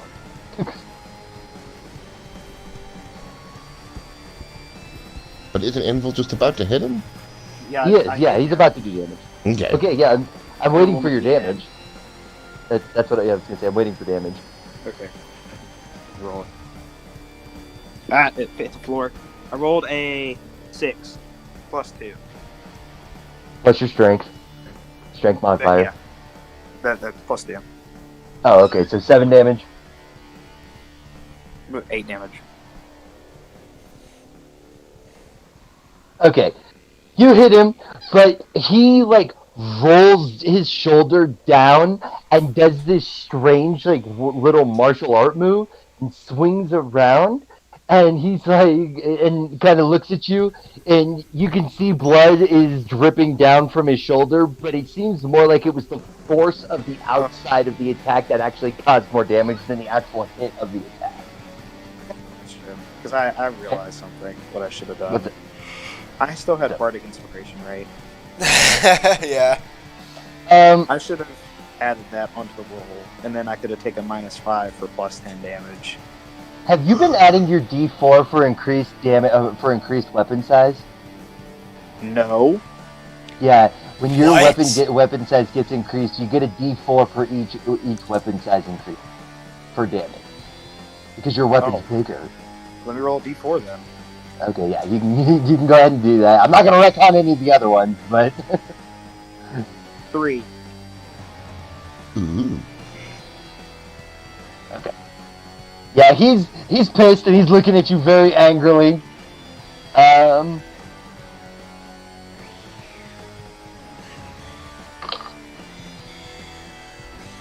Now, this is for a hypothetical situation here, so where's my D6? Say I got Bardic Inspiration. I actually used it like a smart person.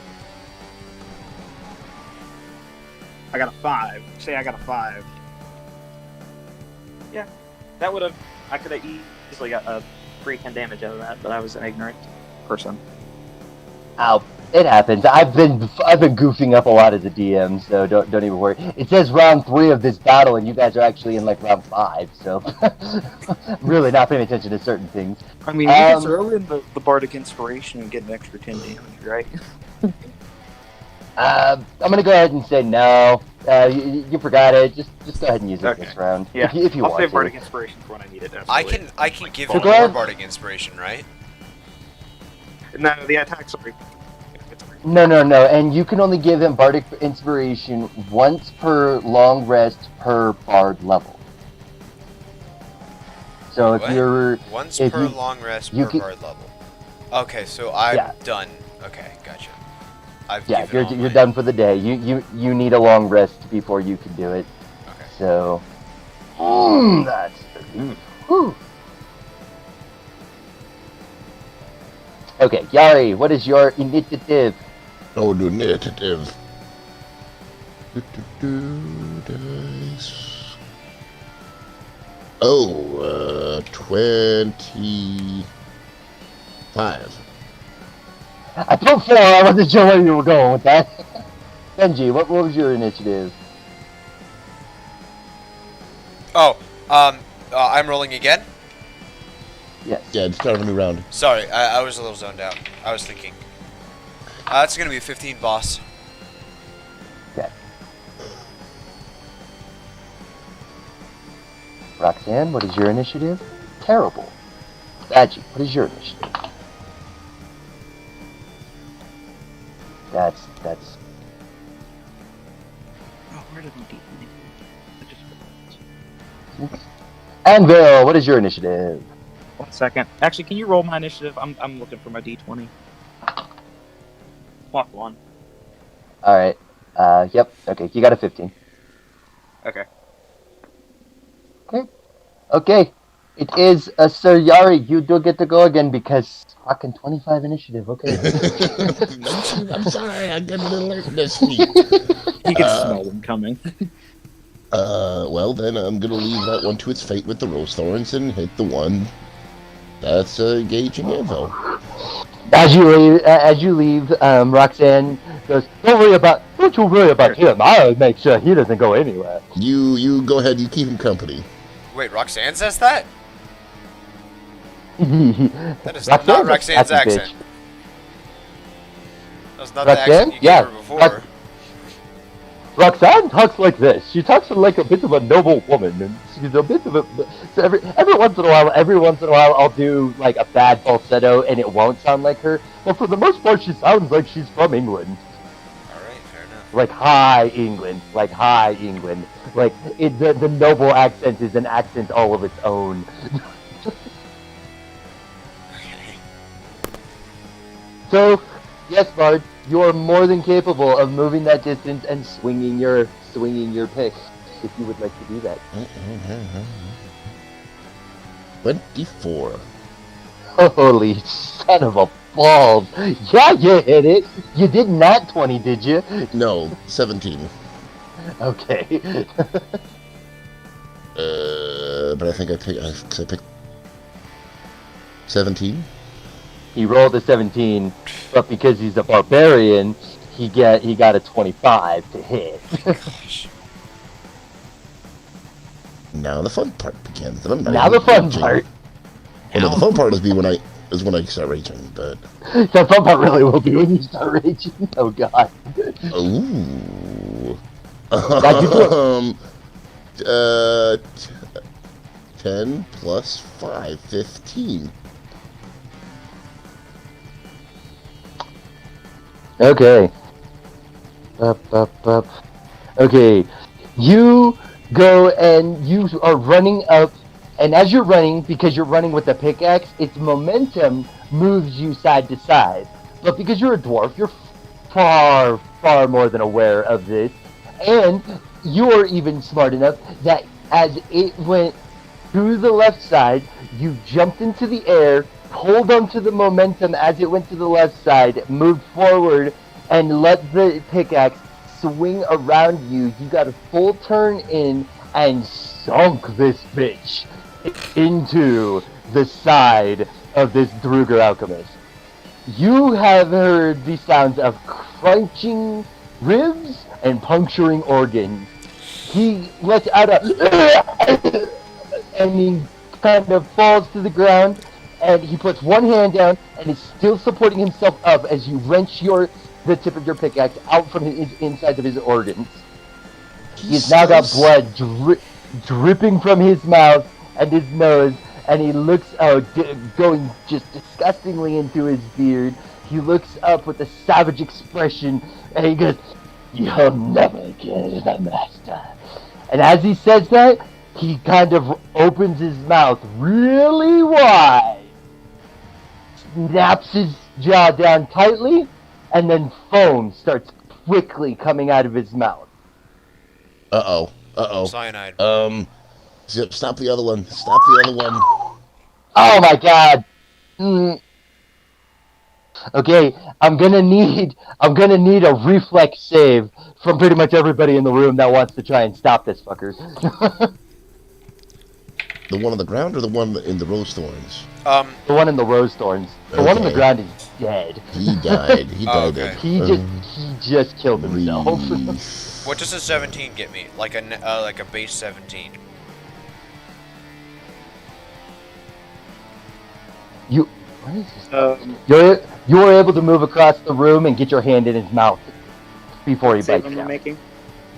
I'm gonna It's a shove my reflex pommel save. in his mouth. So it's like Oh, it's yeah. like a gag. So it's like like the pommel is like. Oh yeah, I know what you mean. Yeah. It's a Nezuko gag. It's a Nezuko. Oh my god, Yeah. it's a Nezuko gag.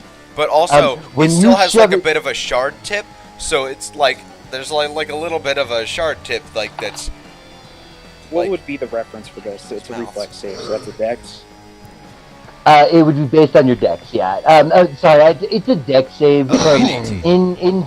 I forget 5th edition does wisdom dex constitution saves like that, so it's a dex save, yeah. Okay. Alright, so well, I I'm know. not so I was staring in phases. Okay. You're Yari, marveling are at you the gonna try and fact make a reflex save? I did, and then this is where the end time I got rolled a 3. Well, I'm glad I Okay, rolled so an 18.